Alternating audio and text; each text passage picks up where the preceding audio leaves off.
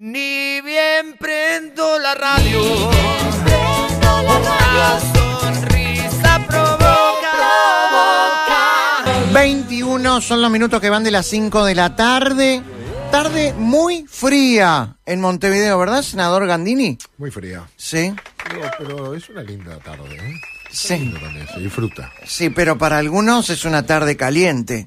¿Como para quiénes? ¿Eh? ¿Como para quiénes? ¿Quiénes están calientes? No. Bueno, yo no dije que hay gente caliente. No sé por que qué. obviamente habrá, pero... y hay, sin duda, pero estoy hablando que es una tarde caliente porque es una tarde donde el PIT-CNT ha hecho un paro. Y Sí, yo fui a trabajar. sí, bueno, usted es senador de la República. Bueno, pero hay algunos que no fueron. Hoy vengo de la Comisión de Ganadería.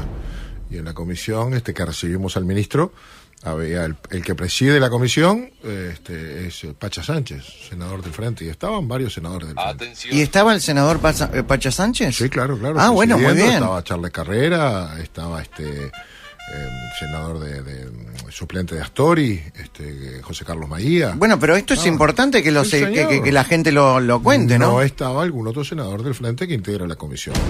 Vaya a saber el caso de Andrade, que ya dijo ayer que como había paro general, Sí. él se adhería al paro. Y por supuesto no fue. Pero bueno, cada uno... No, lo que le quiero preguntar es... Pero si... el Senado funcionó. No, está muy bien. El día que no funcione el Senado estamos en el horno, ¿no? Ya supimos vivir esas Sí, señor. experiencias. Pero le quiero preguntar entonces, ¿Andrade es más sindicalista que legislador? Bueno, a veces va con la camiseta del Zunca, y ahí hay un conflicto de representación. Hablando en serio, hay Sí, un le conflicto pregunto de en serio. representación porque Andrade tiene que representar a los ciudadanos que lo votaron, no a la corporación legítima, legal, que es el sindicato que integró mucho tiempo, que es el Zunca. A veces puede haber ahí algún conflicto, pero como senador de la República tiene obligaciones, como todos nosotros, y tiene la obligación de representar a los ciudadanos.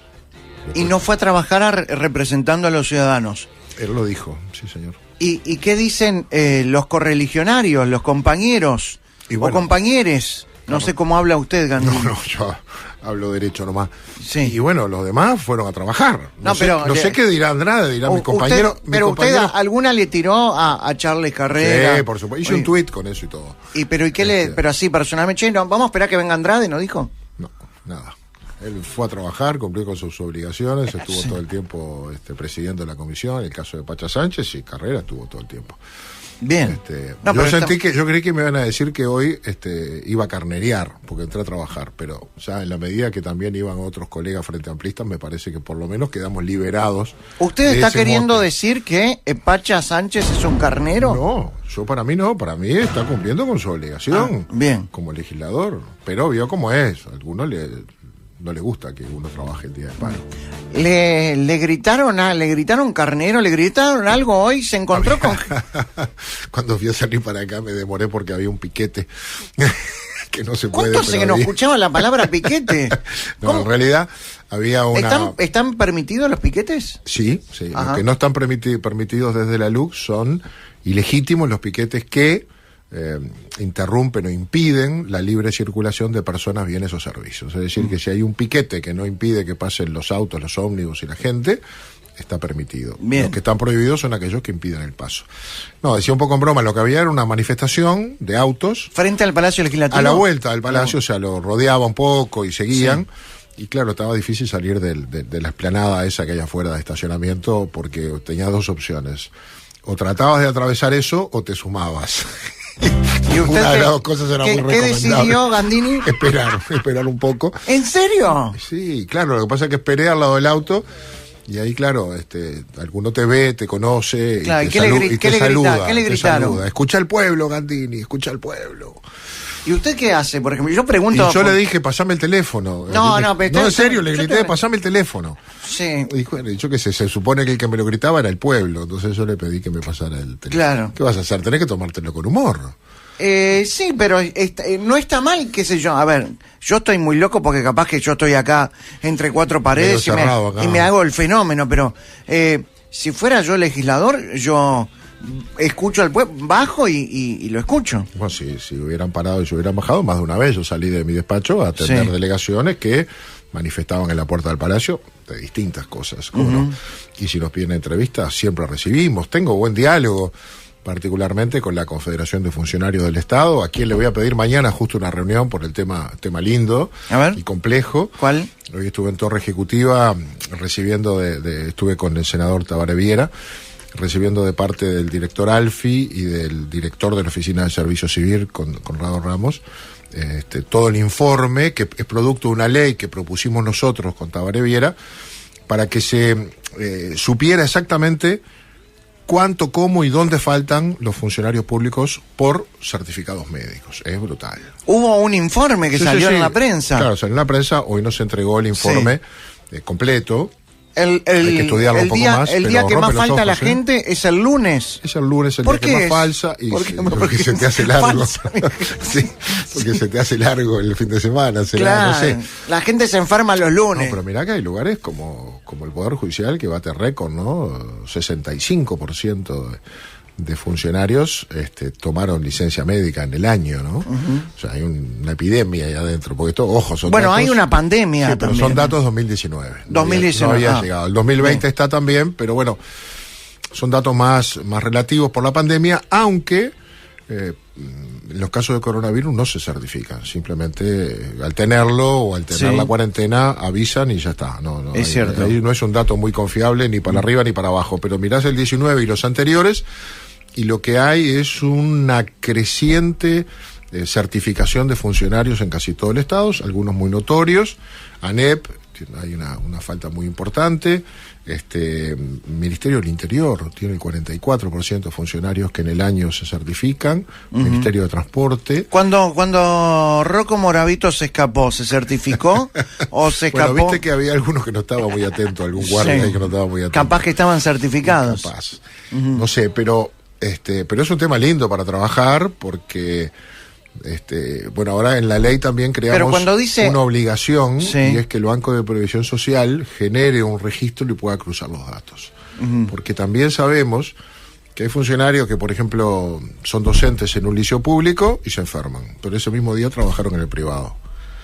Esa información no la podemos cruzar hoy, pero como el BPS recibe todo, el programa que se está haciendo va a permitir saber esas circunstancias. Si una persona estaba enferma para no ir al liceo público, pero no estaba enferma para ir al privado, comete una falta.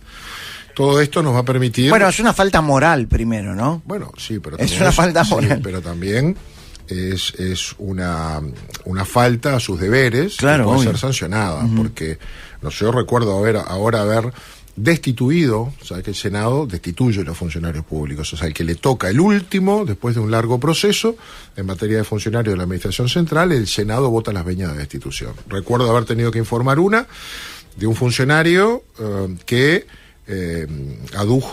pidió un día licencia para dar un examen en la universidad y cometió algún error y se descubrió que ese día ni siquiera se tomaron exámenes. Por esa razón, porque falsificó un certificado de la universidad como que había dado un examen, se lo destituyó. Por un día que se quiso hacer al loco, ¿no? Sí. Pero bueno, eso es una falta grave. Muy grave. Claro, obvio. Que generó la causal de destitución que está prevista en la Constitución. ¿Y usted cómo era de alumno? ¿Era buen alumno? Más o menos. ¿No fue abanderado? Brillante nunca fui. ¿No fue abanderado? No, ¿por qué se ríe? Le pregunto. Yo fui abanderado de la de los 33. ¿En serio? Sí. ¿Cuántos alumnos eran en tu clase? Gracias por venir, Gandini. O sea, capaz que eran 3. No, éramos pocos, pero me tocó, la bandera de los 33. No eras mi simpatía. No. Haber sido, viste, que la que votan los compañeros, que no es el más lindo, pero es el más simpático. ¿Le hacían bullying a usted de niño? No me acuerdo. ¿Cómo era usted de niño? ¿Era el gordito de la justo clase? Ayer, no. La verdad que eso vino después. Pero justo ayer, no me acuerdo con quién estábamos hablando, me estaba acordando que mi papá me mandaba ayer, que hacía un frío bárbaro. Y ¿te das cuenta que yo fui hasta 6º año de escuela de pantalón corto? O sea, ¿todos los años iba de pantalón? Mi papá no. ¿Pero por qué era boy scout? No, porque mi papá era muy antiguo y no nos dejaba. Yo tengo 3 hermanos trillizos. ¿Sí?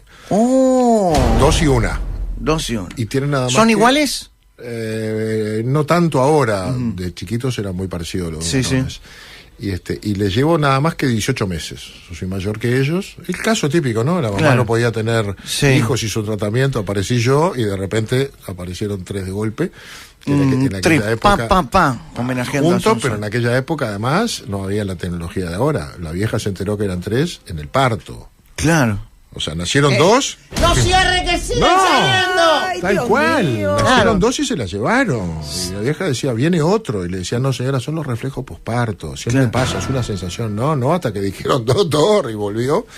Y nació el tercero que estaba apretadito en el medio, nunca había aparecido en lo que eran los rayos que hacían en aquella época. Claro.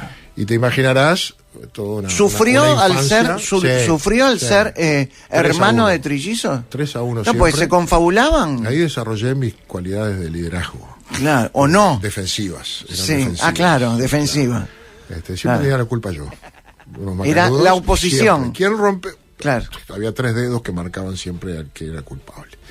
Pero nos llevamos bárbaro en la infancia, fíjate, en una casa éramos 4, no vinieron más, ¿no? Por suerte, pero casi de la misma edad. Íbamos los 4, los 3 varones de pantalón corto a la escuela, caminábamos como 7 cuadras para llegar allá a la escuela de Estado de Israel, que era la que fuimos. ¿Iba a la escuela de Estado de Sí, Israel? ¿Cantaba la tikva? Cantaba, no me acuerdo qué, pero Ah. además estaba en el coro con el profe Mastrangelo. ¿En hebreo? Cantaba, Benjamín, Benema, cantaba, esa la cantaba. Benjamín es un nombre. No, algo así era. A ver, ¿cómo es? No sé qué sé, pero era por ahí. Habana, Ay, mira, Habana. esa cantábamos, porque venía el embajador y había Venía que el- portarse claro. bien porque después te hacían donaciones. Sí, Entonces claro. los maestros decían, Esto muchachos, es horrible lo que usted está diciendo, ¿no? ¿Por qué? Hay que portarse bien porque traen No, donaciones. era el embajador, O sea, nos esto es portábamos horrible. bárbaro. ¿Ves esa bandera? Me parece que me tocó llevarla una vez. Sé que Bien, tuve que bien, leer bien. un poema. El y pueblo todo en elegido, patio. ojo, Sí, tuve Sí. que leer un poema en el patio y todo. No, debí ir a escuela. Íbamos de pantalón corto, nos moríamos de frío. Claro. No, así fue mi infancia, divertida. ¿Y pero fue con Boy aquello- Scout? ¿Era Boy Scout? Sí, fui Boy Scout. ¿También? Boy Scout. A los 11 años empecé en los Scouts, era un grupo que se llamaba Scout Vanguardia, que quedaba en el barrio Municipal Instrucciones, allá después del Borro y el Casaballe.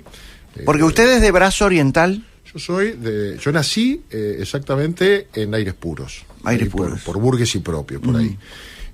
Pero cuando llegaron los trillizos, hubo que tomar muchas medidas. Una fue mudarse. Ya no entramos acá. ¿No? Claro. Sí. Hubo que mudarse y de paso con mi abuela y con mi tía que era soltera porque se necesitaba un batallón para atender en aquella Claro. época. Qué bueno es tener siempre una tía solterona, ¿eh? Sí, bárbaro. Sí. Era, mis hermanos son del 59, años de las inundaciones, tiempo de bombacha, Sí. chiripá y pañales de tela. Así que imagínate lo que era aquella casa. Y nos criamos ahí en el Brazo Oriental. ¿Sabes dónde? En Mariano Soler y Fomento, a 2 cuadras Del Club Colón. del Club Colón, San Martín y Fomento. La esquina del movimiento. Claro, Ah. antes de ¿Iba a las- bailar al Club Colón, Antes de las Landini? 11 damas gratis. ¿Iba a bailar al Club Colón? Alguna vez, éramos. No, estaba no bravo. mienta, no diga te alguna miento, vez, o Al sea, contrario, sí. alguna vez, pero raramente. Sí. Fui alguna vez a jugar al básquet o a hacer alguna cosa, jugar al futbolito, pero los bailes no eran más bien lo nuestro. Alguna vez fui. ¿Qué era? ¿El medio fútbol de raro. barrio? No, el carnaval. Yo después de la escuela, empecé a ir al liceo, iba al 21, frente a Canal 12. Era una bien. casona vieja frente a Canal Sí, 12, sí, creo claro. que sigue siendo. Y nuestro club de hacer deportes era el Aguada.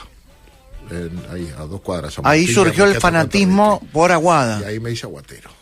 Porque claro, ahí eran algunas horas de gimnasia y muchas horas de futbolito, maquinita, picar la pelota. Era todavía un club que no tenía gimnasio cerrado, era la cancha abierta. Está la cancha abierta de Aguada, claro. Larry Bacon y Jeff Granger. Llegué a tomar el ómnibus muchas veces con el flaco Vila, que medía como 2 metros 10, no sé cuánto medía el flaco. Era O Viola. gigante. Viola. Viola. Y El Viola- doctor Mario Viola. Después el doctor. Claro, Los ómnibus eran aquellos Kutza viejos de plataforma. claro. Y Viola no subía, se quedaba, Se en el quedaba salón de abajo, como claro. No había manera de que entrara y sentarse mucho menos. Y recuerdo que a veces subíamos a ver, tenía una novia que era chiquitita.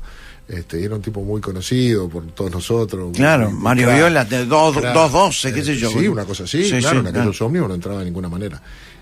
Y ese fue mi vínculo con ese club, al que quiero mucho todavía y al que sigo. No era exactamente de mi barrio, lo que pasa es que mi viejo tenía un kiosco en San Martín y Domingo Aramburú. Con ese kiosco nos dio de comer toda la vida. Y claro, yo iba de mi barrio hasta ahí, de donde vivía, que estaba unas 14, 15 cuadras, íbamos caminando hasta lo del Viejo, lo ayudábamos. Y entonces también se transformó en mi barrio de influencia. Muchos compañeros del 21 vivían en esa zona. Teníamos uno de ellos que era un fanático de los Beats, tocaba la guitarra y en su garaje había armado una especie de lugar de música. Sí. Y lo íbamos a escuchar y el tipo imitaba a John Lennon, se vestía como John Lennon, tenía el pelo como John Lennon, usaba los lentecitos redondos. ¿Quién era, Fatoruso? Pero no, cantaba horrible, pobre, pero tocaba bien la guitarra. Entonces, ¿usted qué quería ser de niño? Mirá, de grande, ¿qué se imaginaba? Nunca me lo planteé mucho. Yo de muy joven trabajé. A los 14 años ya estaba estudiando para trabajar. ¿Cuál fue el primer trabajo que tuvo? El primer trabajo fue ayudar a mi viejo en el kiosco en las épocas de zafra. Venían los Reyes o la Navidad o esas cosas. Pero un día mi viejo me dijo, ¿vos querés estudiar? Vengo de una familia humilde, ¿no? Y yo dije, sí, yo quiero estudiar, papá. Bueno, vas a tener que aprender un oficio porque vos te vas a tener que bancar la carrera. Y dije, ¿qué es eso? ¿Qué tengo que hacer? Y bueno, nos pusimos a buscar. ¿Y sabés qué elegí? No como mi objetivo, sino como mi forma de bancarme desde joven. En los primeros años de la adolescencia, ¿no? Sí. Elegí relojero. ¿Relojero? O sea, entonces mi viejo me pagó un curso en la escuela suiza de relojería que quedaba ahí en Soriano y Río Negro, creo que era. Escuela Suiza de Relojería. Un nombre bárbaro. Claro. Y ahí aprendí relojería.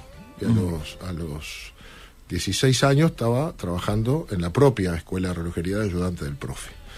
A mí los compañeros del liceo me decían el profe.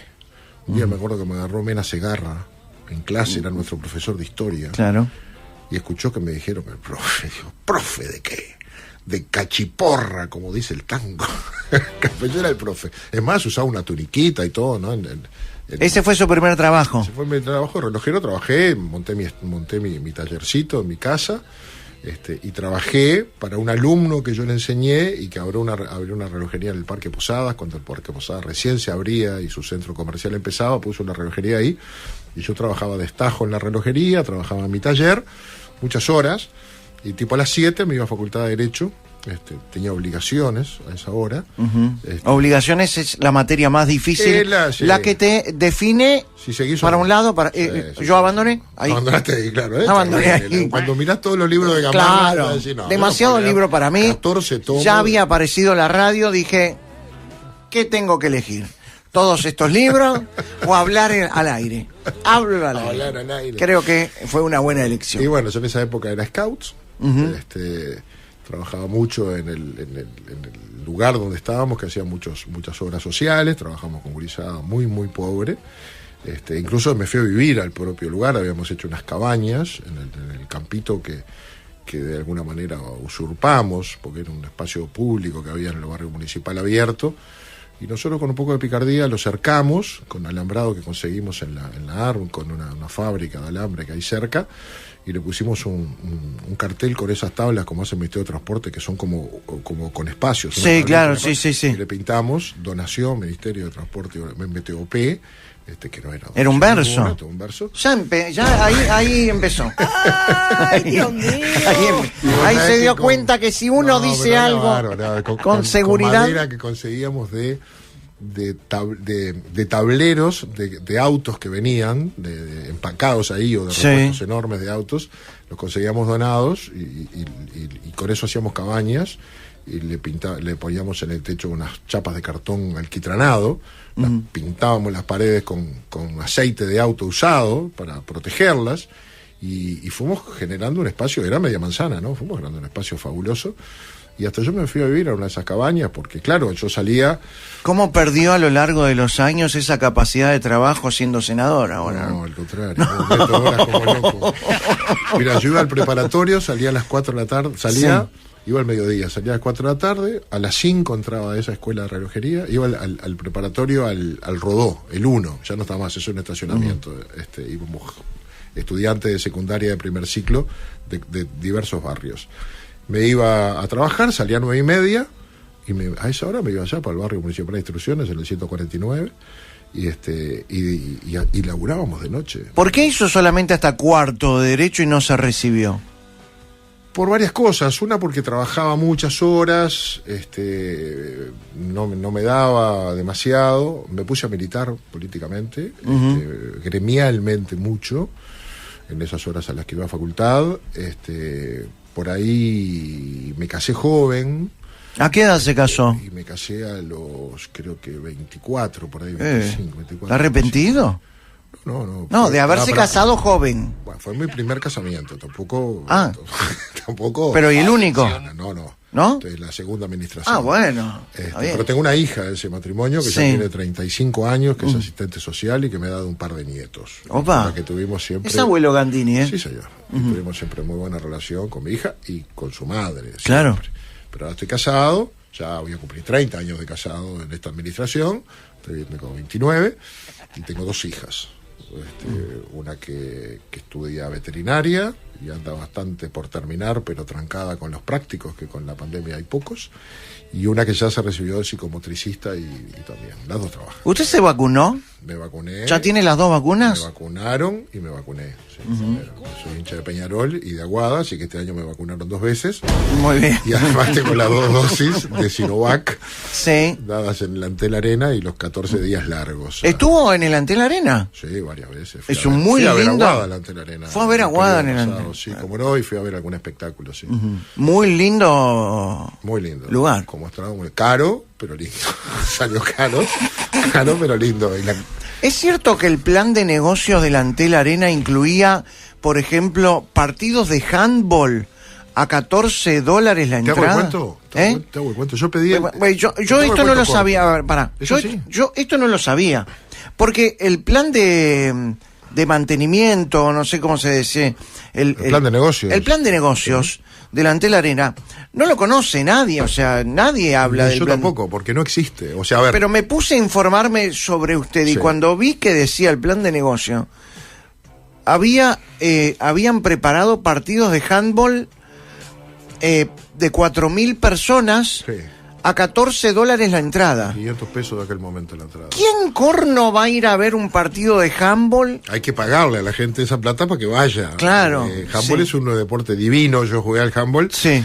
Pero absolutamente no es amateur y sin hinchada, ¿verdad? Yo empecé a pedir el plan de negocios. Era diputado y lo pedía y antes no me lo entregaba. Hasta que, yo no te voy a dar nombres, pero hasta que un jerarca del Poder Ejecutivo me llamó para que fuera a verlo, yo lo conozco además personalmente, fui a verlo. ¿Está hablando de la anterior administración? Sí, de esos años. Y me dijo, andá buscando el plan de negocios. Yo también. Y vos sabés que a vos no te lo daban, a mí tampoco. Pero hablé con... o sea que él tampoco la tenía. Él tampoco lo tenía y formaba parte del gobierno. Sí, del equipo económico. Y hablé con el presidente de la República, lo pidió él y se lo dieron. Y me lo mandó. Y lo tengo acá, me dijo. No te lo puedo dar. Pero ¿sabes qué? Yo tengo que atender a una gente acá al lado, en el despacho al lado, y te queda acá el plan de negocios. Y se fue. Y me dejó media hora con el plan de negocios. Entonces lo que pude hacer fue mirarlo. Y estaba repleto de curiosidades, porque era un plan de negocios hecho a medida del resultado final, es decir, ¿cuánto te tiene que dar para poder pagar una inversión de esta naturaleza? Y me tiene que dar tanto. Entonces empezamos a inventar. Y ahí tenía recitales que tenían que venir los rolling cada 15 días, ¿viste? Porque eran multitudinarios, con entradas caras, y toda otra serie de actividades. Una de ellas, muy curiosa, era el campeonato de los partidos de handball, a un precio que yo decía, pero ni los playoffs del básquetbol juntan tanta gente a este precio. Claro. Sin embargo, allí estaban, el número final cerraba. He pedido y sigo pidiendo el plan de negocios.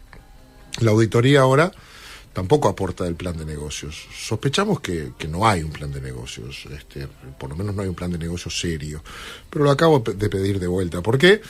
Salió muy caro, empezó con $40 millones, ahora la auditoría dice que salió $120 millones, $119.700.000. Es muy difícil de amortizar la inversión y sale muy caro el mantenimiento, y la actividad que ha habido, no en este año de pandemia, en los anteriores, no ha alcanzado ni siquiera para pagar el costo del mantenimiento y funcionamiento. Ahorita ahí prendés la luz y debe salir una fortuna. ¿Y los sobrecostos investigados, por ejemplo, pueden llegar a involucrar a Carolina Cose? Bueno, Carolina Cose fue quien lo lideró, y esto fue una decisión política, ¿verdad? O sea, la Antel Arena se le cayó a la Intendencia de Montevideo. Ehrlich, en aquel momento intendente, dijo que la Intendencia lo iba a hacer. lo iba a levantar, iba a ser otro cilindro, pero no podía, salía mucho dinero. Carolina en aquella época era candidata de Lucía Topolansky, básicamente, del MPP, muy cercana a Lucía, y la querían promover como candidata. Nada mejor que darle una hora de Montevideo. Y entonces, violando la Constitución de la República, que establece que las empresas públicas deben desarrollar actividades propias de su giro, dice la Constitución, le dan un estadio a una empresa de telecomunicaciones. Inventan ahí que era para hacer WhatsApp y no sé qué, para WhatsApp, disparate. Y Antel toma esta tarea, hace la licitación, y la licitación era de $40 millones. Vos podés suponer sobrecostos hasta 48, 46, no sé, $50 millones, $10 millones de sobrecostos. Nunca llegar a esto. Lo que pasa es que después se le fueron agregando que la canchita, que el estadio, como se llama, el estacionamiento y el Canario Luna, que es el anfiteatro.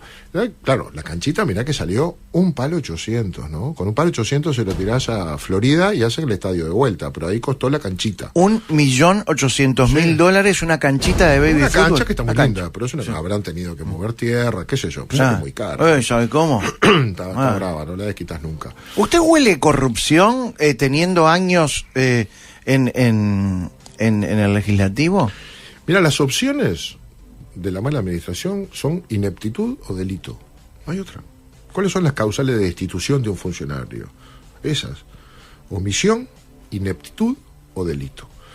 Y cuando vos ves cosas tan erradas, puedes decir, bueno, son ineptos. La mejor defensa para no ser corruptos en estas cosas es decir, son ineptos, no supieron hacerlo. No valoraron, no estudiaron. Cuando mirás ahora a Gasallago, es un escándalo. O hubo delito. Yo no puedo afirmar que hubo delito, la justicia lo verá. Yo me parece que hubo excesos, empezaron a sumar una cosa con la otra, y a veces hay jerarcas que, como la guita se consigue tan fácil y no la sufrís en tu bolsillo, se gasta. En Antel entraba mucho dinero. Pero la gente que trabaja siendo gobierno, sea cual sea, ¿no se da cuenta que la plata es de la gente? Y bueno, o sea, sea un gobierno blanco, colorado o frente amplista, ¿no tienen noción? A veces se puede perder esa noción, porque al final la plata es firmar papeles, no salen de tu esfuerzo. Claro, no la ves. Claro. Y va sumando, y va sumando, y va sumando. Y después que te metes en un baile, no podés parar, porque si hiciste esto, tenés que hacer lo otro. Si gastaste esto, tenés que ponerle... si hiciste una instalación eléctrica, tenés que ponerle los aparatos. Y cuando vas dándote cuenta, sale mucho más de lo que creías. Bueno. La NBA asesoró a la Antel Arena en parte cuando estaban construyendo, imaginando el lugar. Ahora la NBA forma parte de la programación de TV Ciudad. ¿Es normal que con el dinero de los contribuyentes, de toda la audiencia, ustedes, Yuyo, de todos, se paguen ese tipo de cosas? La NBA en TV Ciudad. TV Ciudad fue creada para otra cosa, ¿verdad? Hoy es un canal que aún quiere competir formando opinión. Es parte de una estructura, de una gestión, de una intendenta que obviamente tiene en el horizonte objetivos muy parecidos a los que tuvo Tabaré Vázquez cuando fue intendente de Montevideo. O sea, la plataforma política que claro, la lleve a la presidencia. Del dinero, este año el presupuesto ahora se va a destinar mucho menos dinero a inversión y mucho más a ciertos programas que no son propios de una intendencia, pero es una manera de mostrar que hay capacidad de gestionar salud, vivienda, ollas populares, cosas que son necesarias, pero que se llevan una buena parte del dinero. Y una parte es la comunicación.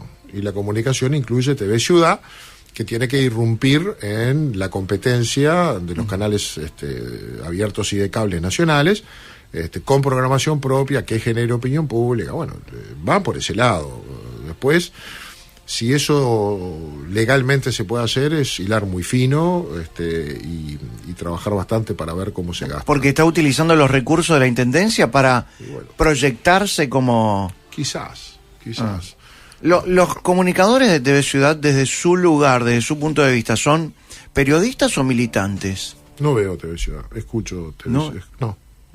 No veo, yo qué sé, no veo. Veo poca televisión, vamos a empezar por ahí. Sí. Cuando Hace llego- muy mal. Cuando llego a mi casa... Hace muy mal. Los lunes Pero no llego en hora. está Got Talent. Sí, Got Talent, ¿sabés cuando lo veo Got Talent? Cuando llego a mi casa y están mis hijas mirándolo. Son mis Perfecto, grandes hinchas de perfecto. Got Talent. Y Y ahí lo- te pesco, ahí te pesco está. un poco siempre con esa cara seria que tenés, ese papel que te toca hacer adusto. No, en mi papel soy así. Soy un tipo serio, recto, justo. De noche, porque de día es un tipo mucho más simpático. Bueno, me disfrazo de. Y hoy a la noche, ¿quién quiere ser millonario? Ese a veces lo pesco por ahí. Ahí. Es una lucha que tenemos en casa. En casa, por ejemplo, el televisor es uno solo y está abajo. No No hay, estamos ¿usted no tiene televisor en el cuatro. dormitorio? Uno cuando estaba enfermo, pero no se prende. No se prende, pero tiene. Compartimos, a ver, si cada uno se pone un televisor en el dormitorio, no lo vemos nunca. Es cierto. Entonces tenemos que pactar. Y yo llego. ¿Qué hacemos con el teléfono a la hora de la cena? Bueno, Está ahí. el Está ahí. teléfono, si suena, trato, pero no siempre puedo, de llegar a casa y dejar atrás el trabajo. Llego tarde, ¿eh? Yo llego Claro. a las 10, a las 10:30, a veces a las 11. Siempre después de la actividad tenés alguna reunión. Señora, A veces- espera Ahora con despierta. la pandemia he llegado más temprano. ¿Espera despierta ella, su señora? Mi señora trabaja. Ah. Este, No, está bien, pero pero de duerme noche en cuando casa. llego- sí, pero cuando llego, ella tiene una especie de escritorio, es contadora, Sí. y ella se encierra ahí, no se pone en el escritorio a hacer algunas cosas de su actividad laboral. Eso me ayuda mucho porque no está a ver dónde estás, a qué hora llegás, ¿viste? Ella está haciendo lo suyo. Y Por mis eso hijas duran están 30 grandes. años, claro. Claro, Obvio. tal cual. Cada uno está en lo suyo. No, pues tal cual, si Claro. no aguanta la cosa, no aguanta. Tengo experiencia en eso. Claro, y trato de pescar algún informativo, de televisión. Ahí me voy moviendo con algún informativo. Y eso es lo que miro de televisión. Y no mucho más. Eso de que hay gente que mira series, todo eso, yo ¿No ve series? pocas, no las puedo terminar nunca. porque ¿Qué serie entre- empezó a ver y no la terminó? Bueno, está La Casa de Papel. La Casa de Papel. Ahora estoy con Con Luis Miguel. No. ¿Sabés qué? Arranqué a ver la nueva temporada de Lupin. Sí. Y vi 3 y no llego al cuarto nunca, no llego al cuarto. ¿No vio en Netflix el documental de Mujica? No, yo cuando llego a casa me quiero despejar. Pero no vio ese documental. No lo vi. Un éxito. ¿Sí? No sé, me imagino que. No sé. A nivel. Mujica tiene una fama por el mundo mucho más desarrollada que la que tiene acá, pero está. Defínamelo a José Mujica. No, que voy a definir, pero tengo un cantante que me gusta mucho, que sigo mucho. ¿Quién es? El de ¿cómo era? Un pájaro de 2 tiros, Sabina. Sabina. Lo sigo mucho. Y ahora vi un video justo que le lee un poema de Benedetti. Sí. Y habla de los uruguayos, pues entonces habla de Benedetti, y yo qué sé de cuánto más. Y el Pepe, dice, Sabina. Sí, entonces ya está. Pero son colegas, ¿no? ¿O eran colegas? ¿Quién? ¿Con Mujica? Claro. Yo me llevo bien con Mujica, es una persona con la que se puede hablar y dialogar, más allá de las enormes diferencias que tenemos. Es un personaje a tener en cuenta, ¿no? Porque ha logrado ser de teflón real, ¿no? No se le pega nada, es capaz de decir cualquier disparate y se le perdona todo. Y ha logrado gastar 213 millones de dólares en gas a Yango. No solo, porque empezó con Mujica, pero cuando hay que tomar la decisión de cortar, la decisión fue muy mala, la de Gasallago, porque en el medio de la transformación de la matriz energética inventamos eso de transformar gas líquido en gas, en la regasificadora, cuando no lo necesitábamos, con la quimera de venderla a Argentina. Sí. Pero cuando Argentina se fue, ya ahí era inviable absoluto. Pero cuidado, ahí Astori era el ministro de Economía. ¿Le llamó la atención las declaraciones de Astori diciendo que fue un error grande la regasificadora, Yo Gasallago? todavía estoy esperando que Astori reconozca el error grande que cometió con Bengoa, porque yo le hice la interpelación, él lo respaldó a Bengoa con aquella cosa espantosa de los casinos. ¿sí? Y dijo que cuando la justicia si la justicia lo condenaba, él iba a hacer el reconocimiento, lo condenó, tuvo muchos años preso, y nunca lo reconoció. En este caso, afortunadamente, reconoció. Y reconoció el error porque me consta que estuvo en contra, pero no lo pudo parar. Bien, pero entonces No lo puedo parar. el que Astori haya salido a hablar ahora es una manera de condenar a Mujica. Bueno, a distanciarse de eso, Sí. aunque fue cómplice, porque la Claro, pregunta fue que uno surge vicepresidente. es, ¿y entonces porque usted se quedó avalando todo eso? Porque al final ese dinero lo paga el Ministerio de Economía, ¿verdad? No lo paga. Que formó parte del equipo de Astori, formó parte del Astori equipo fue económico. ministro de Economía de Vázquez, fue vicepresidente y fue ministro de Economía de vuelta. O sea, siempre tuvo un papel protagónico y aún cuando fue vicepresidente de la República, desde allí condujo buena parte de la política económica de ese gobierno. Fue su equipo el que gobernó la economía. O sea que Astori tuvo mucho que ver con los gobiernos del Frente Amplio. Y si no está de acuerdo, bueno, podés irte o podés decirlo. Ahora es un mea culpa y una autocrítica que refuerza la visión que tenemos nosotros. Pero recordemos que nosotros le hicimos una comisión investigadora. Hay responsabilidad también del presidente de UTA y de ANCAP, porque son socios en No, por supuesto. 80 y 20. Y ahora 90 y 10. UT es la que tiene que hacerse cargo de buena parte. ¿Va a ir de la alguien deuda. preso en este país alguna vez? Sendoya anda cerca, ¿no? Y ¿Quién? Sendoya, el de la URSEC. ¿Se acuerda que rompió documentos? Fue Sí, imputado, claro, pero fue imputado, no, fue no sé. imputado. ¿Cómo? Fue imputado. Sí, ya fue por la imputado, pero no justicia. se sabe dónde está, qué hace, qué pasa. Bueno, no sé. ¿Qué pasa con la justicia que no...? Pero es lenta. Belén? Es lenta porque da garantías también. Ahora hay... A veces. Lo de... Bueno, sí, es verdad, pero hay que creer en ella. Y A veces. Y ahora... bueno, yo a veces tengo mis reparos, pero miro a Uruguay en el mundo y me Claro. sigo quedando contento. Y si lo miro en el barrio, digamos, en la zona, en la región, me sigo quedando contento. Tengo críticas, sí, es verdad, pero al final son seres humanos los que están al frente, que también son permeables a la presión pública. Hablando de a la- vecinos, ¿cómo que dice? ¿Qué? ¿Que son permeables a la opinión pública? ¿El qué? Claro, como son seres humanos. ¿Quiénes? Los jueces, los fiscales, los que tienen que impartir justicia. Pero obviamente. usted cree que, a ver, usted está queriendo decir que, por ejemplo, los ministros de la Suprema Corte de Justicia pueden sentir presión por la opinión pública y determinar que alguien gana o pierde un juicio por la presión pública? Yo creo que no los ministros de la Suprema Corte, que están en otra dimensión. Pero un juez, un fiscal, cuando un tema... Los ministros son gana los que cortan el bacalao. Al final, si uno llega hasta esa instancia, ¿no? Claro. Pero un juez o fiscal, cuando un tema tiene mucha trascendencia pública, genera impacto en la población, hasta esa es una causa de agregado de pena, ¿no? Opa. La conmoción. La conmoción. Es un tema que, como genera conmoción pública, no le dan libertad condicional. Recién hablaba de los vecinos. Lula también está metido en Gasallago, ¿no? Bueno, Gasallago contrató la construcción del gas, del gasoducto, A Oas. el caño de 12 kilómetros que engancha con el tubo grande, que Un es caño de 12 kilómetros. eso se lo contrató a OAS. OAS es esa empresa brasilera que está Del muy Lavallato. enganchada con el lavallato, con el lavadero de autos. Pasaban los sobres y las coimas. Muy investigada por eso. Y acá lo que sí está claro, y la auditoría lo repite y lo fundamenta, de que esa empresa ganó en un proceso de selección muy turbio, porque la empresa que ganó no tenía las condiciones o los requisitos necesarios para hacer la obra. Tanto que después tuvo que tomar a otras empresas para que la pudieran hacer. O sea, fue una adjudicación directa que tenía mucho que ver en ese momento con el diálogo de Mujica con Lula.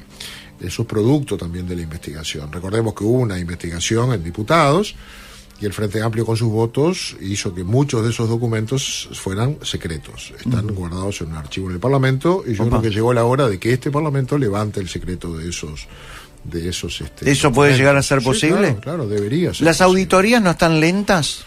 Bueno, lo que pasa es que una auditoría se hace lenta porque primero le tiene que pedir todos los documentos que hay que encontrar y Claro. buscar, y sobre los documentos es que se construye. De ahí viene el piano o el pianc. o el pianc. Cuando lo escucha a Sendica hablando, ¿qué se le pasa por la cabeza? Que es inimputable. Sí, que ¿Cómo? que es inimputable, que no debe, que es inimputable. Dice alguna cosa Pero para que ser no inimputable, son razonables. un ser humano tiene que tener determinadas condiciones. Bueno, pero cuando uno lo escucha hablar, no puede creer algunas cosas que dice. No puede creer. Entonces dice, este muchacho tiene algún problema. Pero fue vicepresidente de la República. Sí, está bien. y votó muy bien en su momento en la interna del Frente Amplio, por eso superó, digamos, las expectativas de algún colega que pensaba ser el vicepresidente de la República. Yo estoy absolutamente seguro que Tabaré Vázquez en esa segunda elección iba a ir con su vicepresidente, con Nino Noboa. Ese era el camino. Lo que pasa es que Sendik votó bien, el MPP, Mujica lo apoyan y termina él de vicepresidente. Y traía toda esa mochila pesadísima, ¿no? Pero ahí de vicepresidente se mandó de las suyas, ¿no? Porque aquello del licenciado, una chantada que la Yo no verdad, puedo creer que todavía haya la pagamos, gente ¿no? que se haga llamar licenciado. No, pero peor, mirá, yo el otro día le cuando decía... no lo es. O sea, es una locura. O sea, hay algunos. hay gente que algunos. se hace llamar licenciado. Pero hay algunos que firman licenciado. Ah, esa es la diferencia. Yo el otro día le decía a unos compañeros, la última vez que fui a la meseta de Artigas, Sí. ese lugar tan simbólico, sagrado, donde la Rañaga empezó con ese camino y esas manifestaciones populares maravillosas, allí hay colocada una placa Ah, ya. negra No. que tiene, ¿Qué dice? que parece del tamaño de ese televisor No. grande, de Uy. la Asamblea General, Ay, ay, ay. Artigas, no sé qué, y firma Sí. licenciado Raúl Sendik, vicepresidente de la República. O sea, se lo metió grabado en piedra. En una ¿Dónde placa. está esa foto?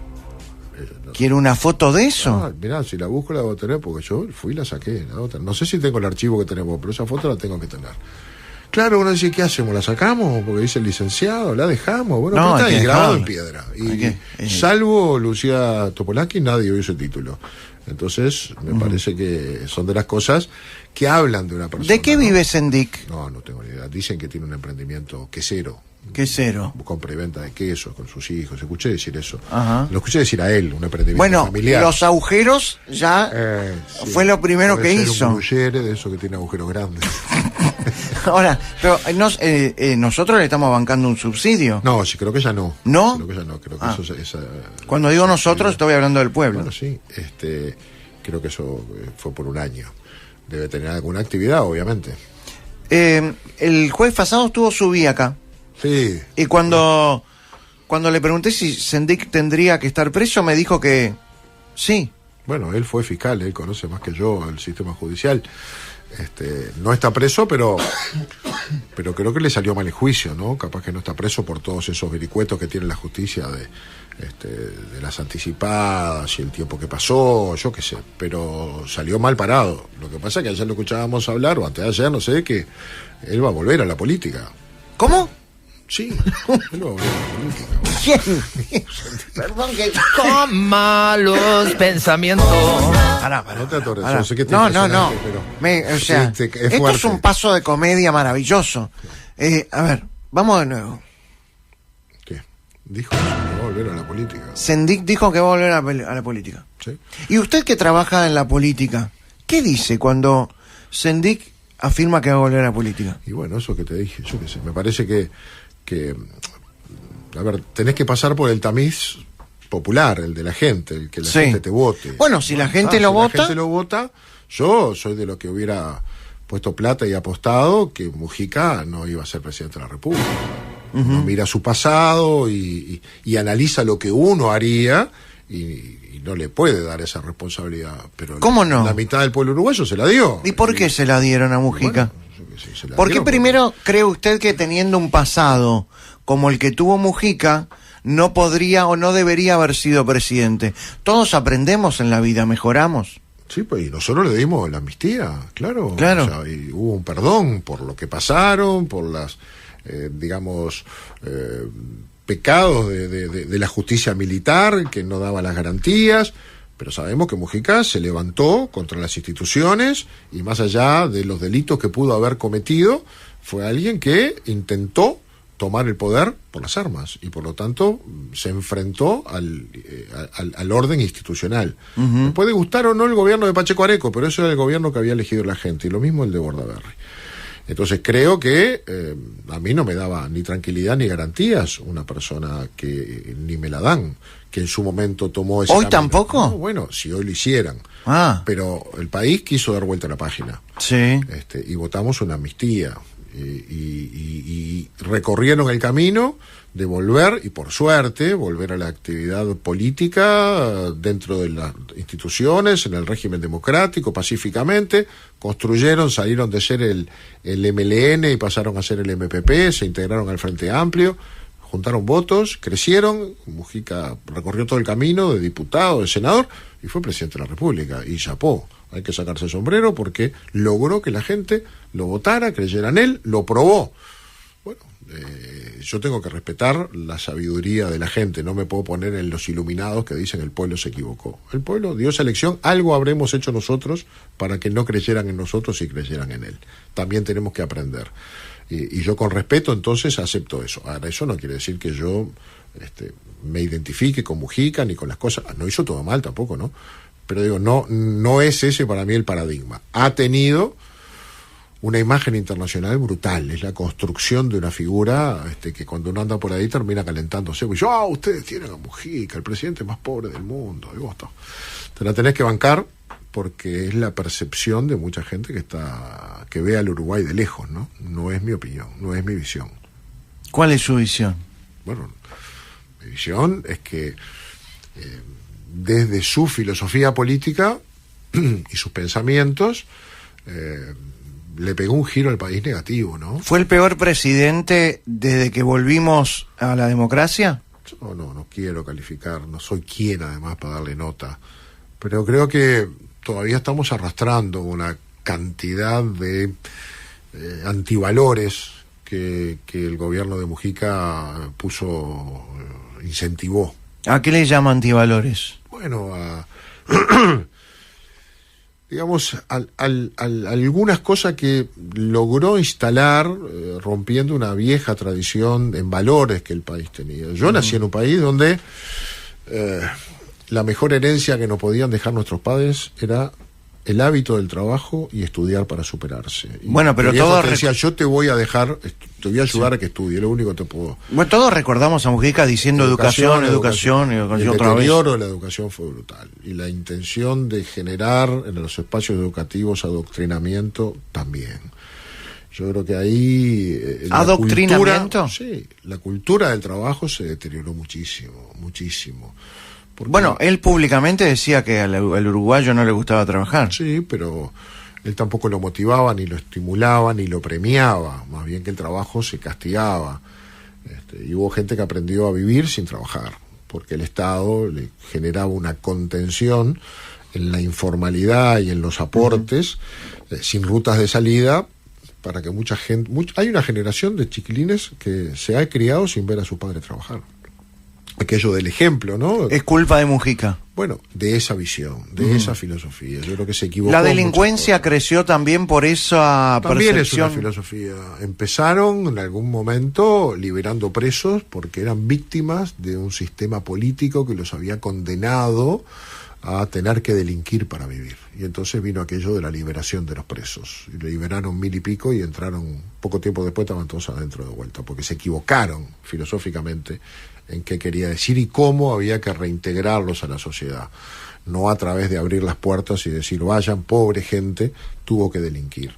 Todas esas cosas son parte de una ideología que yo no comparto y que creo que le hizo mucho mal al país, y hoy estamos remando para recomponer, reconstruir valores que reposen en el valor que tiene el esfuerzo personal para la superación, y que ni trabajar está mal, ni ahorrar está mal, ni querer un futuro mejor está mal, ni lo privado está mal, ni nada de eso está mal, que se inculcó. Muchos de los problemas que tenemos hoy están con esa filosofía, ¿no? Nos vamos a la pausa. El senador Gandini, en malos pensamientos, ¿firmó para la LUC? Firmé la ley, más bien, porque la voté. Está bien. 21 son los minutos que van de las 6 de la tarde. Senador Gandini. Sí. Es cierto que dentro de lo que es el Parlamento, por ejemplo, el jueves pasado estuvo Subí acá y dijo que una colega, diputado él, ¿no? De la oposición, atención, cuando vio que iba a subir al ascensor o que había llamado al ascensor, le dejaron la puerta abierta. del ascensor, entonces subía, tuvo que ir a buscar el otro ascensor. Tuvo que bajar. ¿Le dejaron la puerta abierta a él? Claro. Era picardía. una... Una picardía estudiantil. Sí. Yo no quiero decir quién fue porque si no la mato. Ah, bueno, no diga, tenés que ser prudente. No. Nombres. No. Si no la mato. Pero la gente, el pueblo, nosotros todos, sentimos que hay una grieta, ¿no? Hay una grieta, ¿no? En la población, entre la gente de izquierda y la gente que no es de izquierda, ¿es cierto? Yo creo que hay dos extremos de gente que no es mucha, pero que se hace sentir en redes sociales y qué sé yo, hacen más ruido, que se ha radicalizado para un lado y para el otro, y hay dos bandos de gente anti el otro. Claro, pero... Anti Frente Amplio, anti coalición. Y ahí... ¿A qué quiero ir? Quiero ir a que mientras unos se insultan y otros se agreden, dentro del Parlamento hay una relación adulta, ¿no? Seria. Sí, mayoritariamente sí. Amable, mayoritariamente, ¿no? sí. ¿Tiene amigos frente amplistas dentro del amigos, Parlamento? No te diría amigos, pero tengo personas, compañeros de trabajo, digámoslo así, con los cuales tengo buen diálogo y me entiendo bien y tengo buen trato. Lo que no quiere decir que cuando llega la hora de discutir nos discutamos fuerte, porque tenemos fuertes diferencias. Hace tiempo que no se trompean en el Parlamento. Bueno, por suerte, porque hay que aprender a discutir en serio y con respeto. Sí. Sin agravios, que son los que después te llevan a otras cosas, porque también es verdad que hay algunos agravios que a veces te pueden sacar de las casillas, ¿no? Todos somos humanos. Uh-huh. Y esto, por suerte, viene en este periodo, no ha pasado, no hemos tenido ningún acontecimiento lamentable. Usted viene de una familia colorada. Vengo, sí, mi papá, mi mamá, colorados italianos, colorados. Gandini. Y de Peñarol. Claro. Gandini, Astesiano, ¿sí? Mi mamá me llevaba, cuando yo era chiquito, me acuerdo de ir a los actos de Alba Roballo. Iba de la mano de mi mamá y me aburrí horrible en unos actos de Alba Roballo a lo que iba mi mamá. Y mi papá siempre fue colorado ballista. Hasta que, claro, yo empecé a militar en el partido y lo fui convenciendo. ¿Y por qué empezó a militar en el Partido Nacional? Leyendo historia. En casa no estaba la política como un tema que me pudiera llevar a convencerme o a...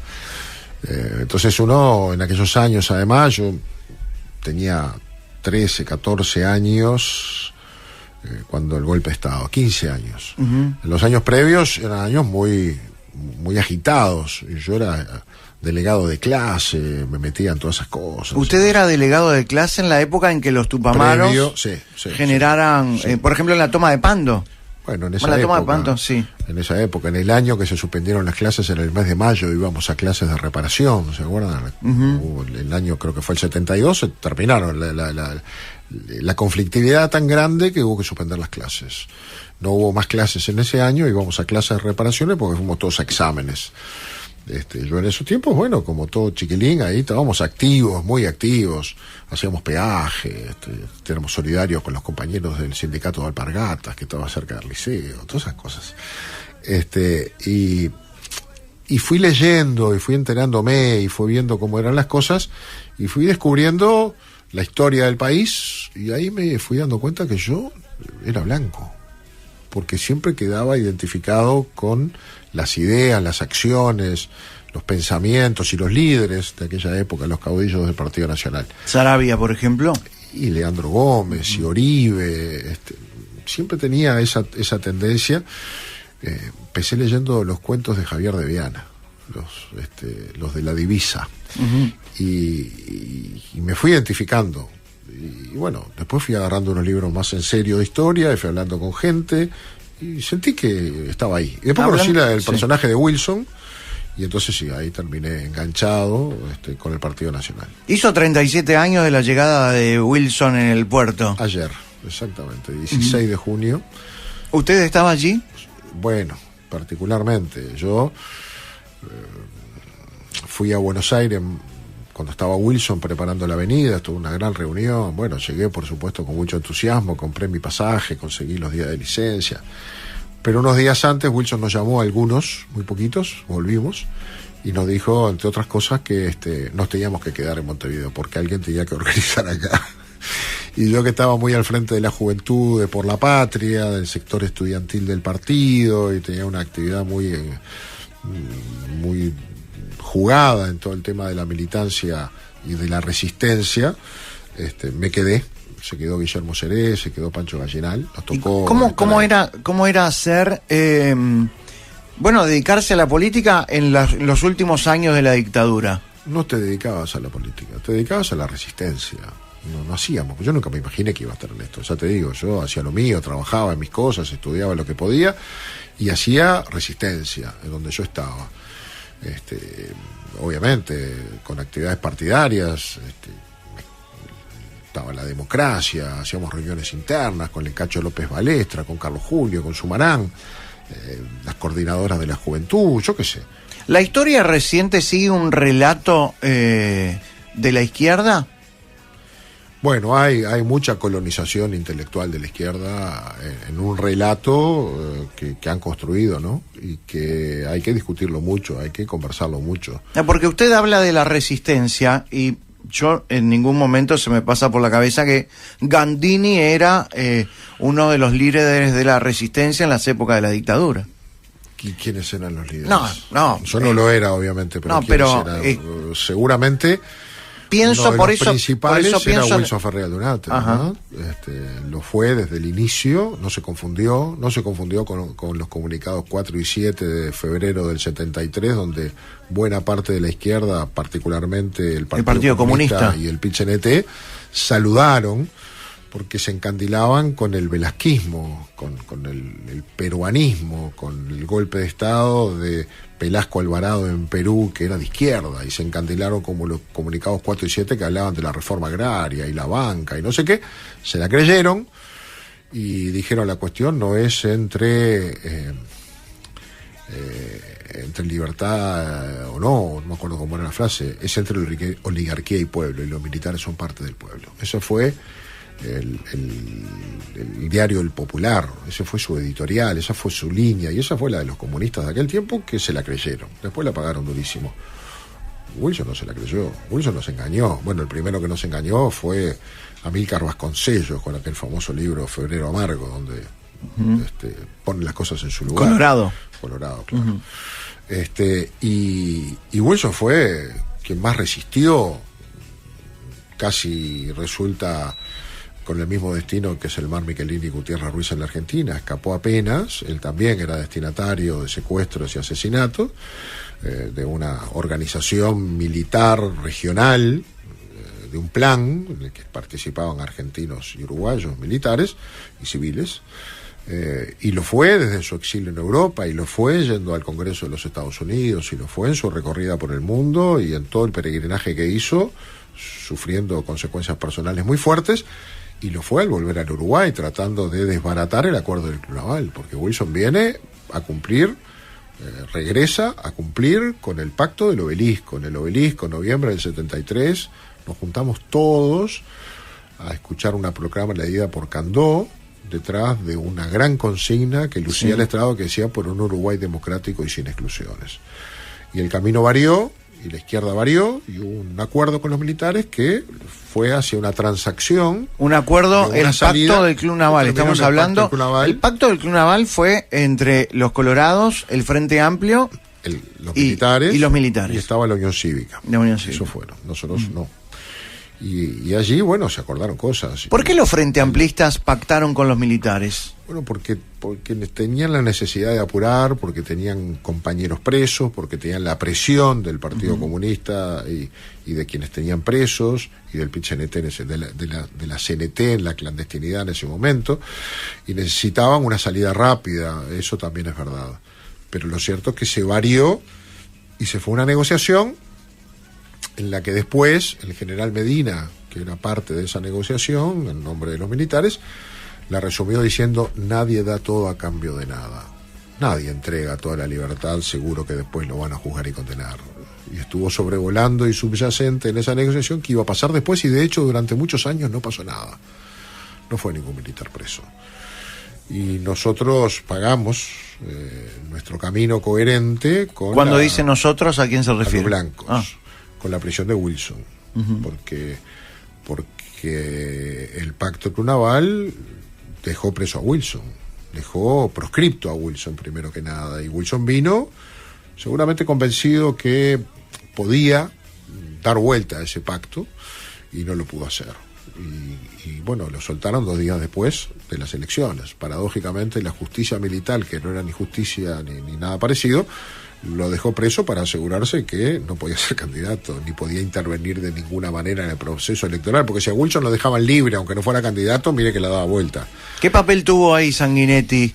Bueno, fue parte de ese proceso, lo aprovechó muy bien, además, fue muy inteligente. ¿Convenciendo a Wilson? No, Wilson no lo convenció, porque Wilson se vino igual. Hubo varias reuniones en la Argentina donde no solo habló con los líderes colorados, habló con los líderes frente amplistas. Yo recuerdo haber estado en una reunión de la que salían Alba Roballo y no me acuerdo quién eran otros dirigentes del frente. Y Wilson nos decía, vinieron a convencerme de que no fuera.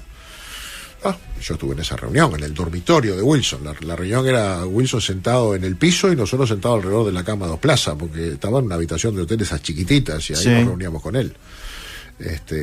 Y bueno, ese fue el camino, y Wilson vio que tenía que quebrarlo, que quebrar ese acuerdo, y se vino sabiendo que iba preso, pero no pudo, y se fue a un proceso donde nosotros estábamos muy enojados, muy heridos, donde nuestros candidatos, nuestra fórmula salió con forceps. Yo soy de los que salieron de sus coordinadoras, en mi caso de Punta Carretas, con bombos improvisados, con tarrinas esas de plástico, llenando una cuadra de una calle, marchando hasta Truil, donde era la convención del partido, y tocando los bombos, gritando nada, nada, si nos con Wilson no queremos nada.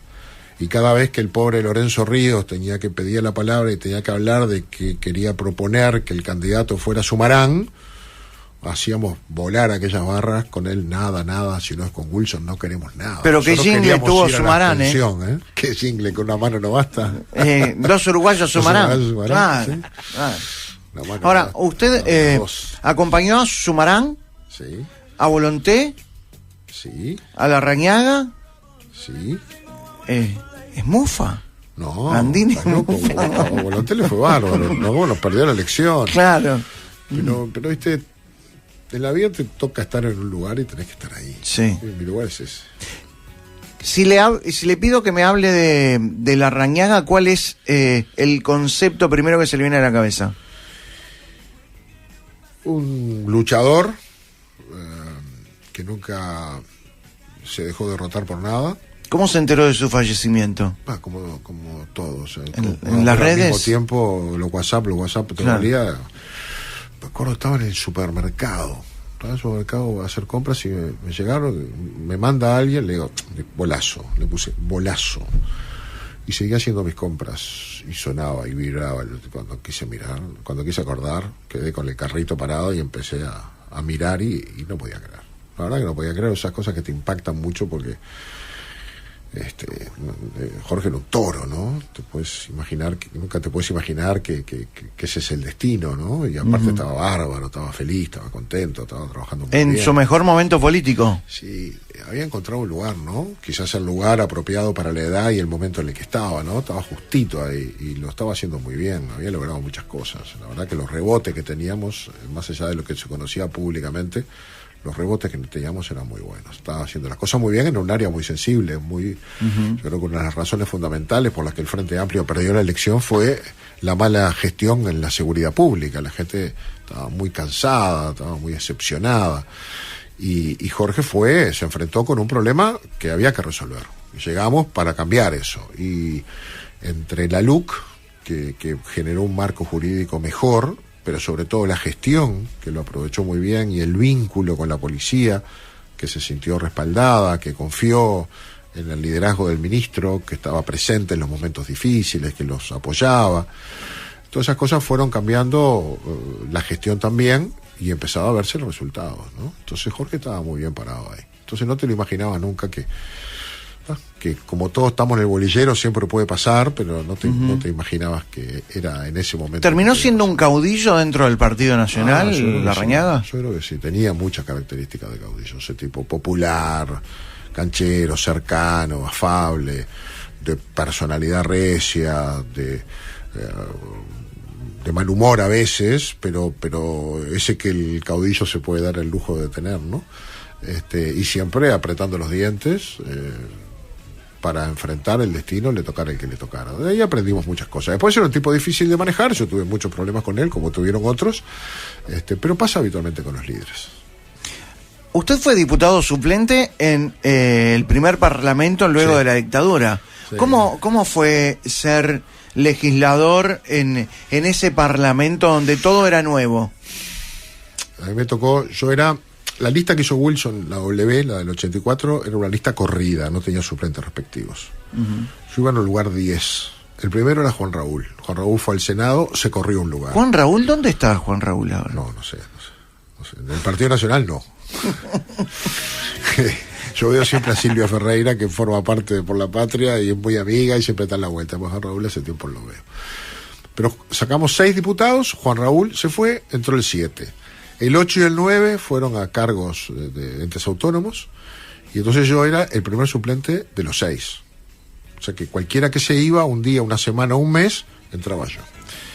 Y me tocó que entré 3 meses a partir del 15 de septiembre, porque León Morelli, que era uno de los titulares, se fue a la Asamblea General de Naciones Unidas por los 3 meses. Y yo entré esos 3 meses. Y ahí entró el presupuesto nacional, el primer presupuesto después de la dictadura. Y ese presupuesto tenía la tarea típicamente presupuestal, pero además tenía la tarea de reorganización del Estado. Y nacían de vuelta con actividad en libertad y en democracia los sindicatos.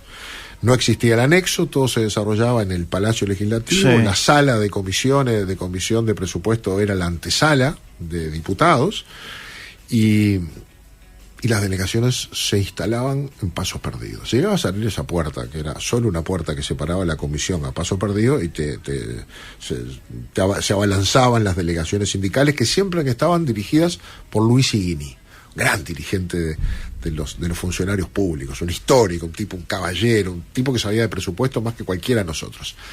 Y a mí me tocaba ser en esa época de gurí de los mandados. Yo estaba en la comisión de presupuesto.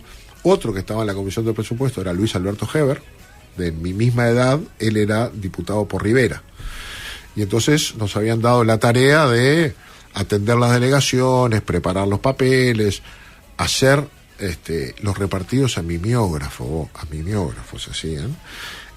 No había computadoras en aquella época, había que pasar a máquina, y asistir, digamos, a los diputados con más experiencia. Y yo estuve esos 3 meses ahí, me enamoré de la comisión de presupuesto, porque por ahí pasa todo el Estado, y era una tarea lindísima. Pero claro, un país muy fermental en el que todo el mundo quería arreglar lo antes posible los males que les había dejado la dictadura, particularmente los funcionarios públicos, ¿no? Y con los años, más allá de la legislatura, se transformó en el primer director del INJU, del Instituto Nacional de la Juventud. Bueno, sí, yo había presentado... Yo tuve tarjeta joven. ¿Tuviste? Era joven en aquella época. Hasta los 29 años. Era de 14 a 29. Sí, me acuerdo. Sí. Eso fue un exitazo. La tarjeta nace antes que el instituto.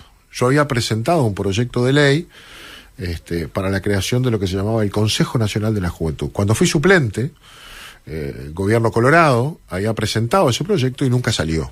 El 85 fue el Año Internacional de la Juventud. Yo ahí trabajaba con el Foro Juvenil, presentamos ese proyecto a través mío, no salió. Cuando gana el Partido Nacional, a través del Ministerio de Educación y Cultura presentamos la creación del Instituto Nacional de la Juventud. Pero mientras esto se debatía en el Parlamento, ya García Costa, que era el ministro, había creado una oficina de juventud que dirigía yo. Tenía un contratito ahí, yo dirigía, y ahí inventamos la tarjeta joven. La tarjeta joven se llenó de gente y de jóvenes. Yo hice la fila en Camacuá. Claro. Ahí va, cerquita ahí de Aebu, ahí está. Plaza España, ¿no? Ahí está. Fabuloso, se llenaba de Yo gente. tenía tarjeta joven. Poníamos conjuntos musicales que iban todos gratis a tocar, se llenaba, era fantástico. Y el ministro no sabía mucho qué era eso. Y un día me llamó, ¿Qué ministro? El ministro García Costa, el ministro de Educación y Educación Cultura. Un día y me Cultura. llamó y me dijo, dime una cosa, me dicen que sos vos el que hace todo ese ruido que no me deja trabajar porque estaba abajo. Ah, claro, ministerio. Reconquista, claro. Reconquista. Sí, ¿y qué es eso? Y la tarjeta joven. Sí, pero ¿qué es? Digo, los jóvenes que están viendo sacar la tarjeta, Polilla. Y es nuestro eso, sí. ¿Y yo puedo ir ahí? Dame media hora. Entonces bajé y le dije, viene el ministro. A todos los que estaban ahí, muchachos, viene el ministro a visitar. Todo el mundo, cuando llegó el ministro, era ovacionado por aquella multitud de jóvenes, medio joda, medio serio, por lo Sí, cierto, claro. con música. Y el ministro se entusiasmó muchísimo. Y ahí se dio cuenta la conexión que había con la gente real. La gente los jóvenes sobre todo no quieren mucho al Estado, porque el Estado le pone siempre, no pise el pasto, no pórtese bien. Y acá llevaban al Estado en el bolsillo, Ministerio de Educación y Cultura, decía la tarjetita. Y ahí el ministro le echó para adelante, y en vez de ser una tarjetita de cartón, como iba a ser, pasó a ser como la de los grandes. Plástico. Un plástico grabado con Ah. tu nombre. Y claro, llegamos a 360.000 jóvenes con esa tarjetita que te daba descuentos. Era muy piola, además, te daba descuentos en muchas cosas Sí, interesantes. compras, ¿no? compras De a verdad. ropa, artículos, sí, claro. Y muchas madres terminaban yendo a mediarías sí con sus hijas para surtir a la familia y la tarjeta joven. Tarjeta de la joven, hija, yo ¿verdad? tengo tarjeta joven. Sí, señor, pero Ah. teníamos.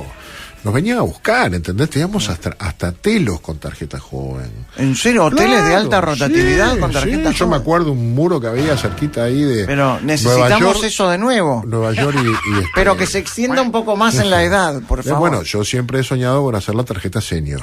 Claro, Una para nosotros. Con otro tipo, digamos, de descuentos de Claro. otros tipos de productos. la Corega, Eso por ya no- ejemplo. Exactamente. pero la tarjeta empezó siendo la tarjeta para los gurises, Claro. libros ¿Y por qué cuadernos, entonces? y Sí.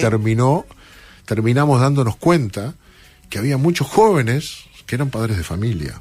Terminamos incorporándole pañales, terminamos incorporándole productos de primera necesidad para los hijos chiquitos y para esas familias que se formaban y que, claro, le venía bárbaro la tarjeta. Por eso tenía una gran adhesión, porque era de verdad, podías ir al estadio, podías ir al básquet, podías ir Es al cierto, cine. sí, sí. Era de verdad el descuento. ¿Y por qué entonces el Frente Amplio en un momento se adueñó de la juventud? No, ya venía de antes, pero Claro. no tiene no era una política, era una política pública lo del INJU. No era una política, digamos, partidaria. Política, claro. No se hacía política con eso. Se acercaba a los jóvenes al Estado y a partir de allí nos posibilitaba bancos de datos y forma de llegar para hacer primera experiencia laboral, cursos de orientación vocacional, cursos vinculados al tema de la salud adolescente. ¿Murió el la embarazo. tarjeta joven hoy? No, y ahora se cumple, mira, este año se cumplen 30 años del INJU. El otro día hicimos un encuentro de todos los viejos. En el año creadores. 91. Claro. En el mismo año, Que sacaste la tarjeta. Claro, ¿no? seguramente. Que empecé Malos Pensamientos. Ah, sí, 91. En el ya. 91. Claro, el instituto se crea cuando empieza a regir la ley de presupuesto, el 1 de enero del 91. Y a mí me nombran ahí, enseguida. Y ahora nos encontramos todos los viejos funcionarios, creadores del INJU. Por eso quieren hacer una tarjeta senior. Sí, señor. Para nosotros. Entre los que hay algunos colegas tuyos, ¿no? Ahí está ¿cómo se llama? Ileana da Silva, que era una niñita cuando empezó con Sí. nosotros, tenía un micro en Canal 5, Ileana.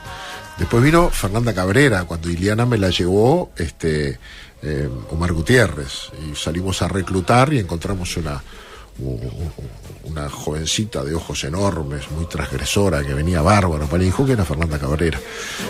Pero muchos otros muchachos que trabajaron en el programa de comunicaciones hoy trabajan en el periodismo. Bueno, pasó por ahí Sartú, yo qué sé, muchos. Que tenían que estar un corto tiempo, tenían que irse, tenían que crecer. Yo le decía, si yo lo veo acá dentro de 2 años, es porque ustedes fracasaron. Ustedes acá tienen que crecer y los tienen que venir a buscar a otro lado. Entonces la motivación era fabulosa, era su primera experiencia donde podían hacer todo lo que se les ocurriera, porque la creatividad... Ya sabemos quién es el culpable, entonces. Teníamos un programa de radio que se llama El Sueño Puede Esperar, en Radio Carve, de 12 de la noche a 2 de la mañana, todos los días. Era fabuloso. Era fabuloso. El Sueño Puede Esperar a las 12 de la noche, no sabes la audiencia que tenía. El pobre ministro decía, pero eso es el Ministerio de Educación y Cultura, usted no puede decir esas cosas. Y las decían. 58 minutos, van de las 6 de la tarde. Gandini, ¿nos podemos quedar unos minutos más? Sí, tranquilo. Es día de paro, además. No, pero tengo reunión ahora, pero no pasa nada. Bien. Me esperan. Si no, ¿Reunión política? Sí. Bien. Reunión política. Perfecto. ¿Con Andrade?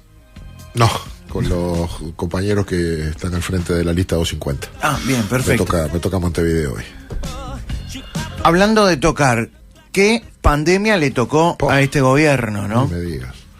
Esta sí que es como... Inesperada. Total, es como las Torres Gemelas, supera la ficción, Sí. no te lo imaginabas, ninguna película. Y bueno, nos tocó. Wilson decía, cada vez que el país está en dificultades, llama al Partido Nacional. Y parece que hubiera sido así. Veníamos a agarrar un país complicado, bastante complicado cuando lo tomamos, y 13 días después cayó esta situación inesperada que nos complicó bastante más, y ahora tenemos un frente económico complejo como teníamos y más complejo todavía, y un frente sanitario que condiciona todo, ¿no? Y hay ¿Al que salir de gobierno, esto. ¿Al gobierno le importa más la economía que la gente? Al gobierno le importa la gente, pero también la gente su economía. Que tiene que haber trabajo, tiene que haber actividad económica, tiene que generarse riqueza para poder distribuir, hay que cumplir con todos los servicios públicos. Mirá que a veces las cosas no se dan, no generan conciencia porque no pasan. Pero en el medio de todas estas dificultades en este país se pagaron puntualmente todas las jubilaciones, todos los salarios se pagaron. Todos los funcionarios públicos, que son más de 300.000, trabajen o no vayan a trabajar por la edad que tienen o el estado de salud que tienen, cobraron su salario sin perder un solo peso cada mes. Los funcionarios públicos. Sí, por eso digo, pero las obligaciones del Estado, recaudando muchísimo menos, porque el Estado hoy recauda menos, porque la economía... ¿Por qué no se pensó descontarle a los empleados públicos cierto porcentaje? Bueno, como los empleados públicos que ganan bien se les descuenta a partir claro. del impuesto coronavirus que se aplicó el año pasado. Ahora este mes justamente nos tocó pagarlo. Bien. Muchos lo pagan, otros no. Pero la verdad que los funcionarios públicos son los que han tenido sobre todo más certezas. Ninguno se va a dormir pensando que al otro día capaz que el lugar donde trabajan cierran o lo mandan al seguro de paro, cosa que sí ha pasado en el sector privado, ¿no? ¿Está conforme con la gestión del gobierno en esta pandemia? Sí, muy conforme. Sí. Imagino que quizás cuando tengo algún bajón, me deprimo por alguna cosa, pienso en qué pasaría si estuvieran gobernando Daniel Martínez y Villar, y ahí me viene el ánimo enseguida. ¿Pero en serio piensa eso? En serio, digo, si estuviera acá el Frente Amplio con Daniel Martínez a la cabeza y su vicepresidencia, y esa fuera la conducción de este país, en momentos tan dramáticos y difíciles, me parece que no estaríamos como estamos hoy. Me parece que el Frente hubiera elegido un camino bien diferente, que es el que reclamó desde un principio, y no hubiera dado... ¿A qué camino se refiere? Bueno, ¿A la cuarentena obligatoria? A los 15 días nos metieron un cacerolazo, y hablaban de la cuarentena obligatoria, no el Frente, Tabaré Vázquez fue el que en ese momento habló de la cuarentena obligatoria, y esa era la tendencia dominante en el mundo: restringir las libertades de las personas, encerrarlas en sus casas obligatoriamente y transitar el tiempo de dificultades así. Y esos países fracasaron en ese intento de resultado, porque la pandemia siguió y sigue.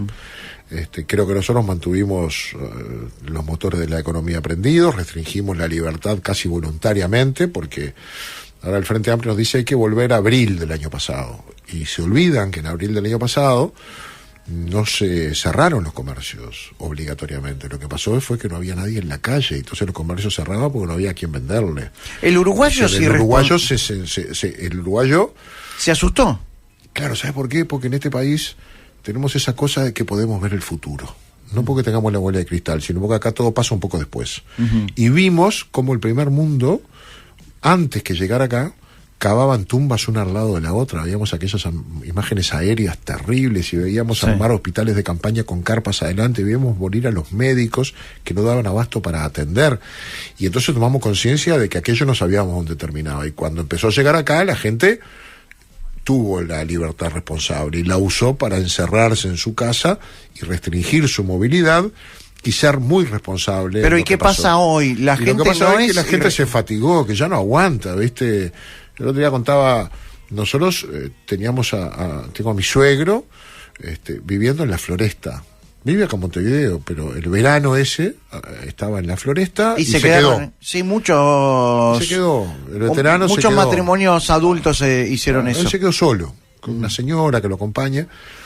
Y nosotros íbamos cada tanto a verlo, con mis hijas y mi señora, y él nos saludaba de abajo del porche, y nosotros del otro lado de la calle, del otro lado del murito, abuelo, ¿cómo estás? Y nos íbamos. Ese era nuestro contacto. Ya está. Ahora vamos a verlo, ahora vamos, comemos con él, ya está, no, como que no aguantas más esa situación de no saludar a tus nietos, a tus hijos, a tus seres queridos. Hay un momento que naturalizás y querés vivir también de esa manera. Y el uruguayo tampoco con eso. Todos sabemos que hay que cuidarse mucho, pero no dejas de ir a la feria, no dejas de juntarte con tu familia, por lo menos. Y bueno, eso genera una movilidad que también hay que respetar. Y sobre todo no abandonamos los modos de vida. Si hubiéramos seguido el camino de la renta básica que propuso el Frente Amplio, el Frente Amplio la cotizó, $240 millones para darle 13.000 pesos a 300.000 personas por 3 meses. 3 meses, 13.000 pesos a 300.000 personas, costaba $240 millones. Eso fue en abril del año pasado. Si hubiéramos hecho eso, no lo hubiéramos podido interrumpir. Y hoy ya habríamos gastado $1.500 millones, o sea, estaríamos en el sexto trimestre, y no hubiéramos resuelto el problema. Porque esa gente no se estaría pidiendo más, porque nadie vive con 13.000 pesos. Claro. Pero además, hubiéramos ingresado en un camino sin retorno. Después que das esas partidas, no sé si las sacás. Nosotros preferimos el camino de atender focalizado a los sectores más jorobados, más vulnerables, todo lo posible, y tratar de mantener la mayor cantidad de actividad posible. Ese fue nuestro camino. Podrá criticarse o no, compartirse o no, pero a la larga vamos a estar triunfando. A la larga el país va a ir saliendo y va a ser de los primeros en salir de América y más allá de América, con la vacunación y con esta actividad. ¿En qué cree que se equivocaron o demoraron? Estoy hablando del gobierno, ¿no? Yo, Jorge Gandini, y no me hago cargo. Capaz que el 23 de marzo, cuando el presidente de la República hizo anuncios la semana antes de turismo. De este año. Capaz que hubiera sido un poco más severo. Capaz que ahí sí. Y después la otra cosa que me cuesta imaginármela diferente, pero se podría haber hecho más, es con la publicidad, es decir, con el mensaje publicitario, televisivo, radial, que creo que se tuvo que aprovechar mejor.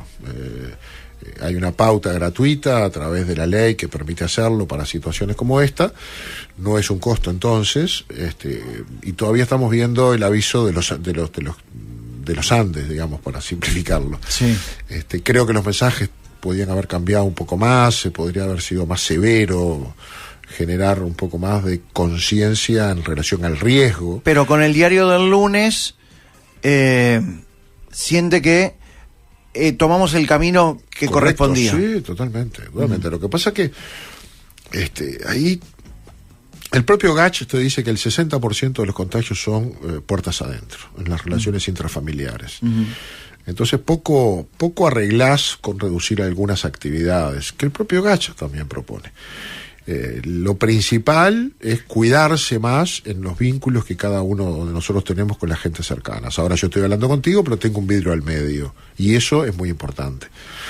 Estuvimos en actividades donde hay mucha gente, pero todos de tapaboca y nadie se contagia. Tapaboca es muy importante, y cuando somos muchos, ponerle doble tapaboca. ¿Estamos todos vacunados? Sí, pero seguimos de tapaboca. Y eso da tranquilidad. Y yo creo que eso hay que transmitirlo y comunicarlo más. Pero es verdad que hay una gran responsabilidad de todos nosotros. ¿Somos irresponsables? No, estamos cansados también. Hace 1 año y pico que la llevamos así. Entonces la gente se da algunas licencias y a veces ahí es donde pasan las cosas que pasan. Recién habló del Gach. ¿Sí? Recién habló del Gach. ¿Le hizo ruido el final del Gach? No, la verdad que no. ¿No? No, se tenía que terminar. En algún momento ya sabíamos que se iba a terminar. Y se termina bien. Yo creo que arrancó siendo una relación muy respetuosa, terminó siendo muy respetuosa. Se llama GACH, Grupo Asesor Honorario Científico, o Científico Honorario. Es asesor. Y siempre se ubicaron en que son asesores, que ellos no toman decisiones, que para tomar decisiones está el gobierno. Y para el gobierno fue un grupo asesor, que se escuchó mucho, pero no es el único grupo asesor que se escucha. También hay que escuchar a los que opinan sobre la economía, sobre el empleo, sobre los vínculos internacionales, sobre otras cosas que hay que tener en cuenta a la hora de tomar decisiones. Entonces, Todos escuchamos al GACH. Pero así como la gente se cansó y por eso sale y por eso no se comporta de una manera 100% responsable, ¿también se cansó el GACH?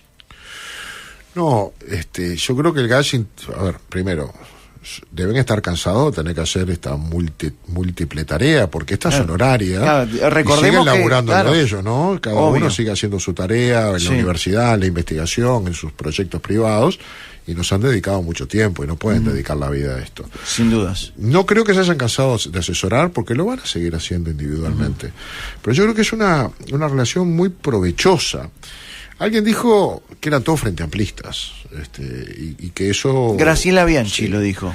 Que el 90%...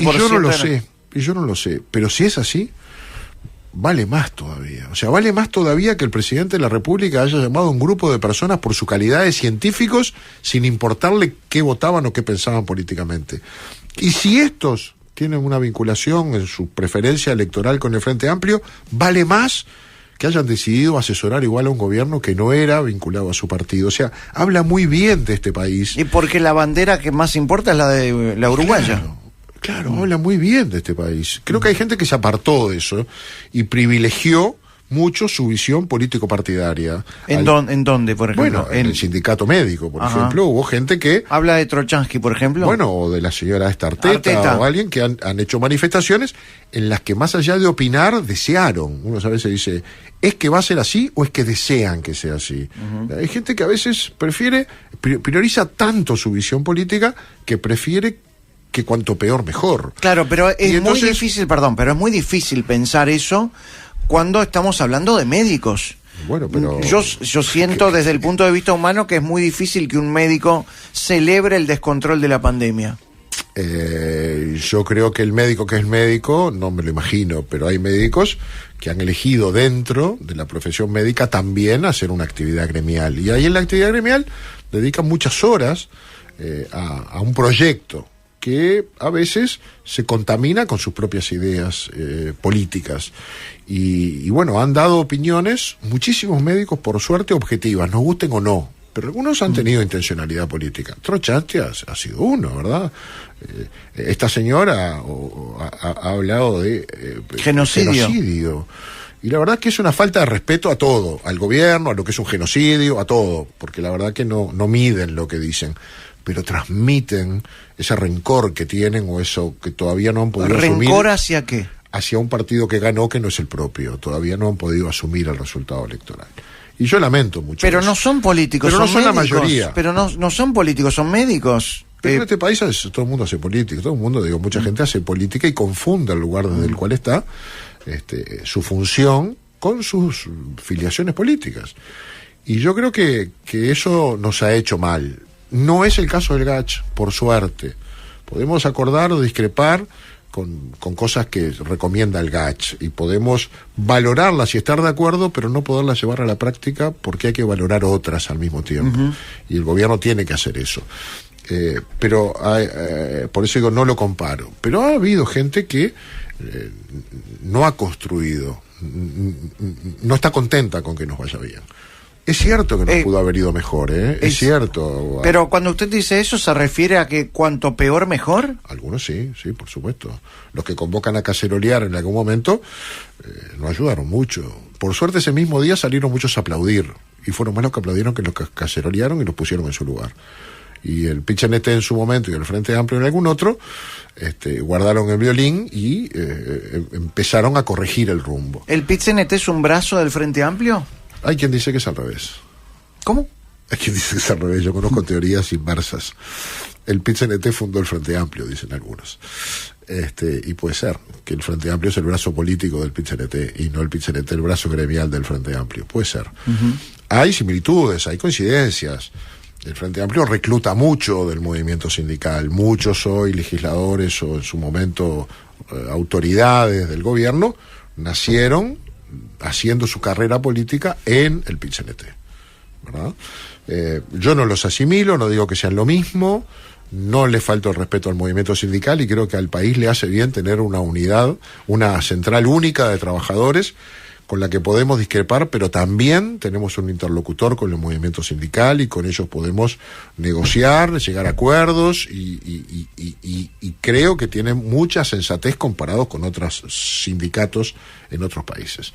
Y yo me alegro de tener este movimiento sindical, pero no puedo negar el vínculo ideológico que hay y las corrientes mayoritarias dentro del movimiento sindical coinciden con corrientes minoritarias dentro del Frente Amplio porque tiene un gran manejo de la base y de la conducción del Frente Amplio. Eso es objetivo, me parece que en el análisis uno lo puede aceptar. ¿Cómo se enteró la primera vez que el gobierno consiguió vacunas? ¿Cómo me enteré? Sí. Como todo el mundo. Sí, ¿A través de la prensa? Sí, sí. Porque es como un triunfo eso, ¿no? Sí, muy importante. Ese fue un debate, ¿no? Que somos los últimos. Y ponían primeros a países que, como Perú, habían conseguido 4.000 vacunas. Llegaron antes. Bueno, vaya a ver cuánto están vacunando. Llegaron antes con 4.000. O Ecuador, o Bolivia, o Paraguay, que todavía... que creo que tienen 150.000 dosis a la altura que vamos. No nombró a Argentina. Bueno, Argentina arregló con Sputnik. Yo no sé si hay otro país en el mundo que vacune con la rusa, pero arreglaron por allí y nos quisieron meter a nosotros en ese paquete. Yo creo que nosotros teníamos otro camino. Yo creo que el gobierno no llegó antes porque pecó de buena fe, porque nos convencimos o nos creímos el cuento de la OMS con el sistema COVAX, que era el que nos iba a proporcionar las vacunas. Cuando nos dimos cuenta que eso no iba a caminar, iba a fracasar, y fíjese a la altura que estamos lo que ha fracasado, empezamos a buscar otros caminos, y capaz que no fuimos tan rápidos como otros países. Pero cuando lo hicimos, nos dieron palo mientras estaba negociando por abajo, y no se generó ninguna expectativa. Cuando estaba cerrado el negocio, ahí se dio a conocer, y empezó a vacunarse. Y entonces el asunto no es quién larga primero, sino quién llega primero. Y vamos a llegar mucho mejor que otros países con nuestra población vacunada, ¿no? Pasamos el 60% ahora de la primera dosis. Eso habla muy bien. También es verdad que no llegamos al 30% de la población de vacunados inmunizados, que es lo que vale, ¿verdad? La gente que se dio las 2 vacunas y los 15 días. Ahí estamos en el 30%. Es decir, todavía tenemos muchísima gente vulnerable al contagio. En un mes y medio probablemente, vamos a estar en el 60% de la población inmunizada. Y ahí vamos a tener resultados más notorios. ¿Qué siente cuando la gente habla de muertes evitables? Que todas las muertes pueden ser evitables. El asunto es quién las puede evitar. Un accidente de tránsito pudo ser evitable. Las muertes del narcotráfico pueden ser evitables, las que proceden de la inseguridad pública pueden serlo.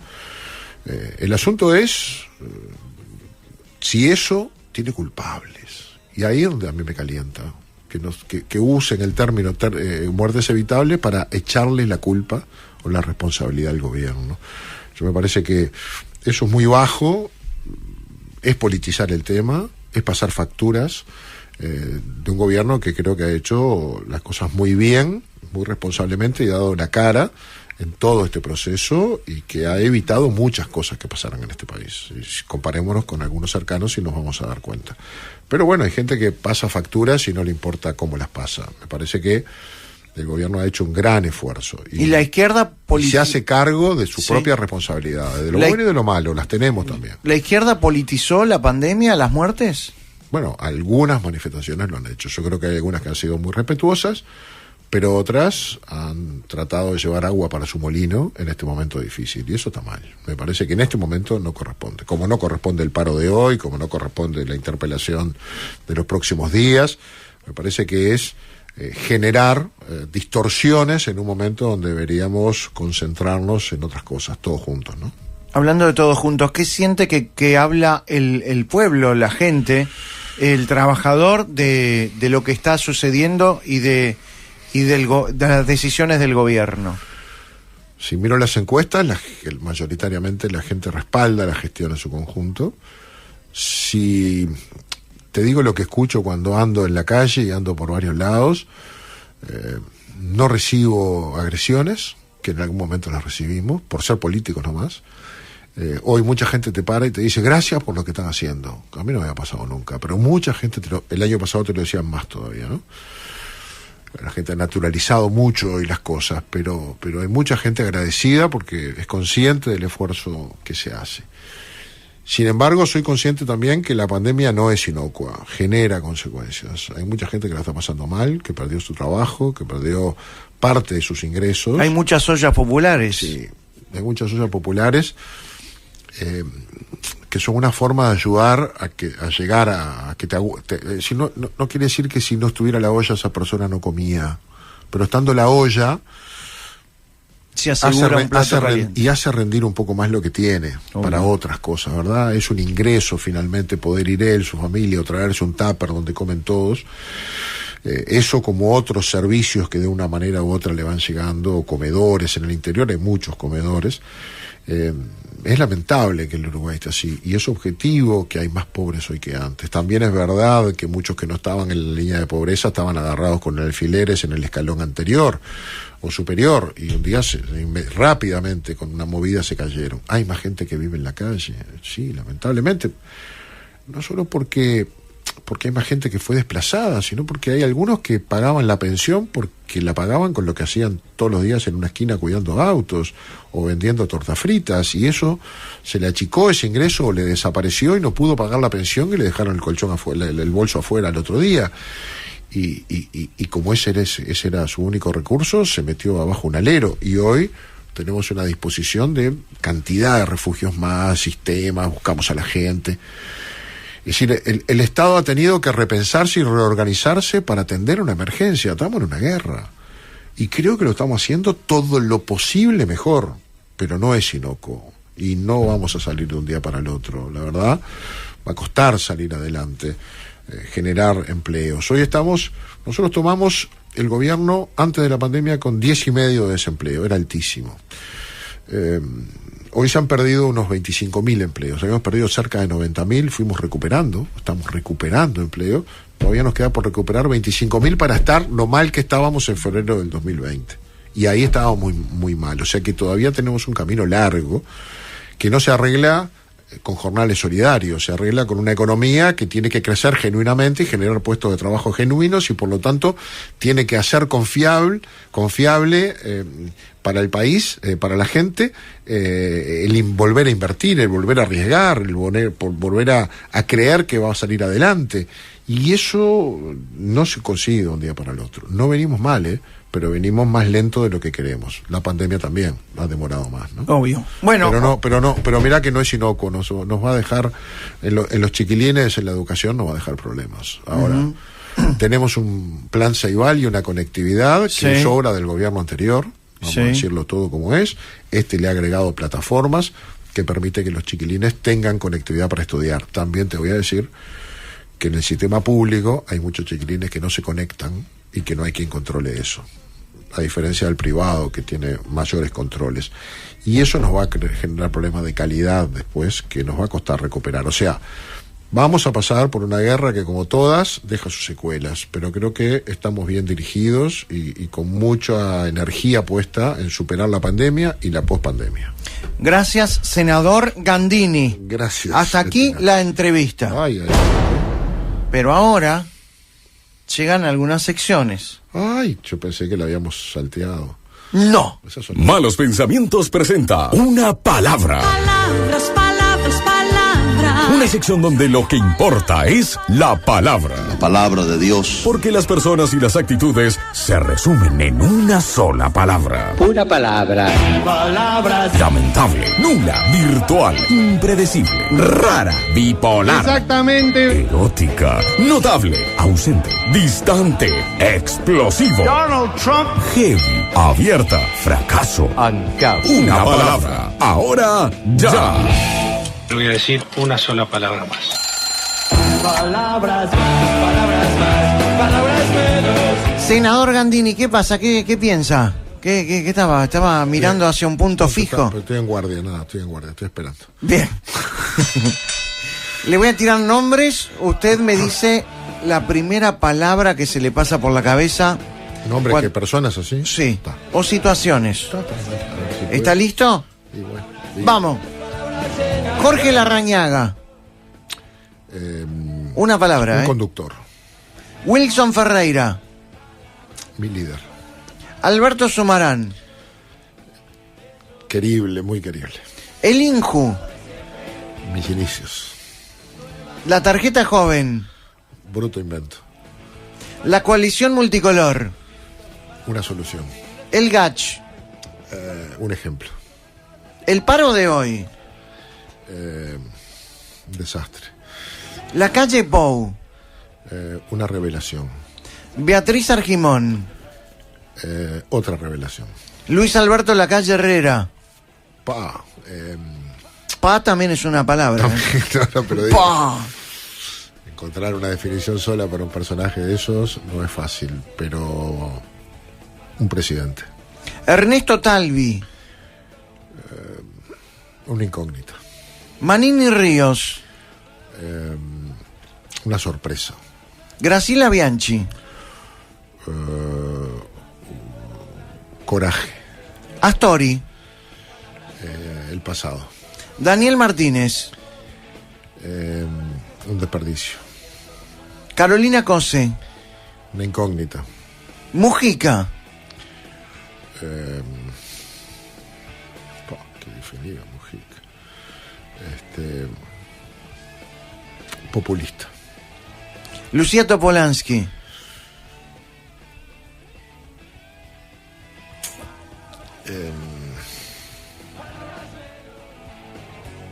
Dura. La policía en tiempos de Bonomi. Víctima. La policía en tiempos de Larrañaga. La policía en tiempo de Larrañaga. Parte de la solución. Una palabra. Bueno. Solución. El ministro Salinas.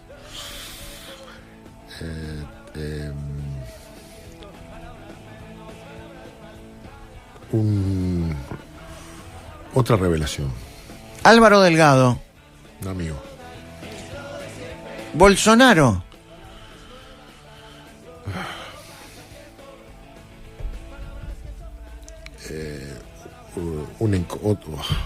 No te voy a decir de vuelta lo mismo, pero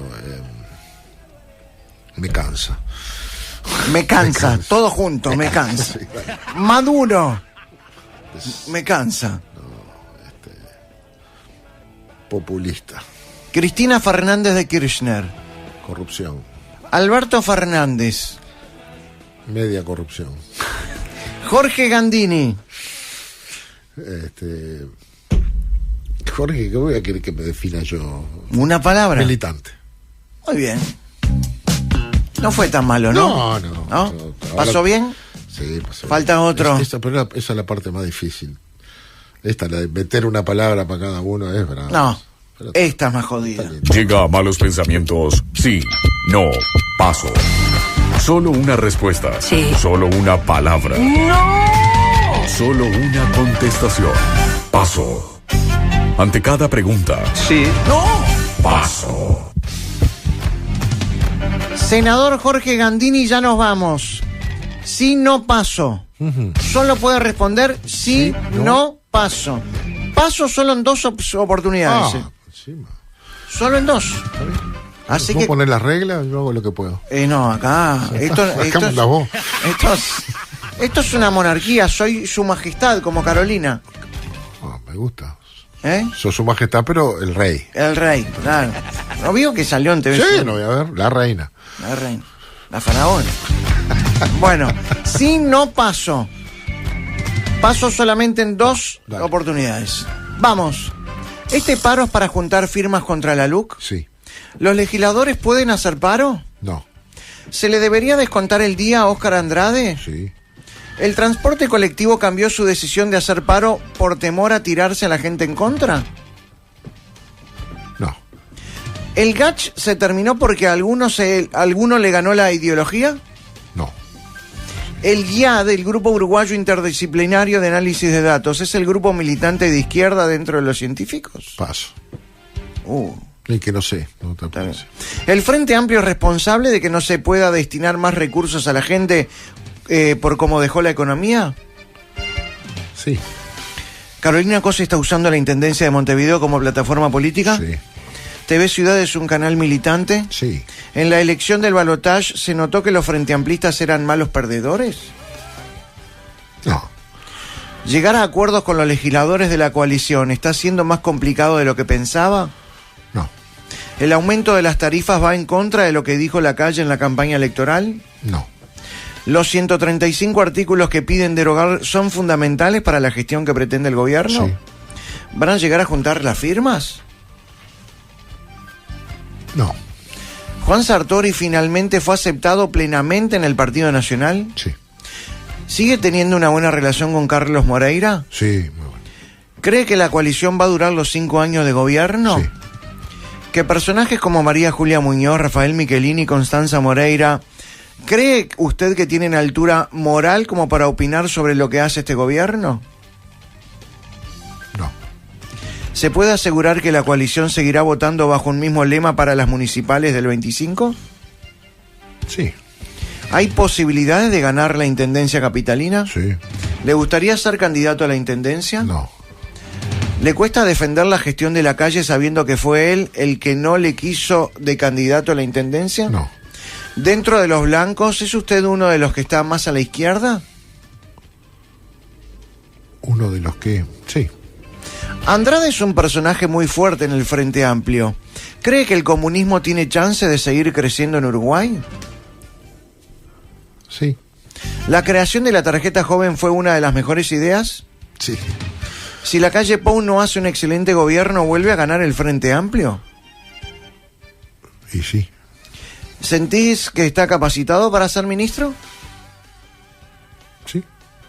¿Salinas lo sorprendió como ministro? Sí. ¿El wilsonismo cada día tiene menos fuerza dentro del partido? No. ¿Las ideas de Wilson siguen vigentes? Sí. ¿Alguna vez creyó que Ernesto Talvi se iba a ir de la política tan rápido? No. ¿Cabildo Abierto se va a quedar con los votos del Partido Colorado? No. ¿El Frente Amplio perdió las elecciones nacionales por culpa de la inseguridad y el deterioro de la economía? Sí. ¿Daniel Martínez fracasó como candidato de recambio dentro del Frente? Sí. ¿Sendik fue uno de los culpables de la derrota del Frente Amplio? Sí. ¿Sendik tiene autoridad moral para hablar de la auditoría de Gas Ayago? No. ¿Está bien que los tupamaros reivindiquen la fecha de la toma de Pando? No. ¿Debería tomarse esa reivindicación como apología del delito? Sí. Después de ver los resultados en ANCAP, Luna, la regasificadora, la inseguridad, ¿se puede decir que el gobierno de Mujica fue el peor desde el retorno a la democracia? Sí. ¿El PIT-CNT es un brazo político del Frente Amplio? No. ¿Está de acuerdo con todas las medidas que ha tomado el gobierno de Lacalle Pou por la pandemia? Sí. ¿La policía está actuando mejor porque tuvo el respaldo del ministro Larrañaga? Sí. ¿Está a favor de los allanamientos nocturnos? Sí. ¿Cree que los sobrecostos del Antel Arena son por corrupción? Sí. ¿El lenguaje inclusivo y el uso de la E en lugar de la A o es una tontería? Sí. ¿La izquierda uruguaya defiende las políticas de género para ganar votos?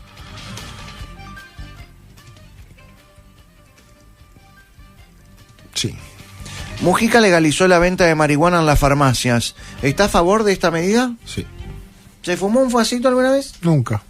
Soy vamos. otra generación. Vamos a tomar, vamos. Con malos pensamientos. Gracias, Andeni. Un gusto estar acá, la verdad pasé bárbaro. Bueno, un placer. Igualmente. Gracias, el senador Gandini. En malos pensamientos y nos vamos todos, Chao. Sonrisa y bien prendo la radio.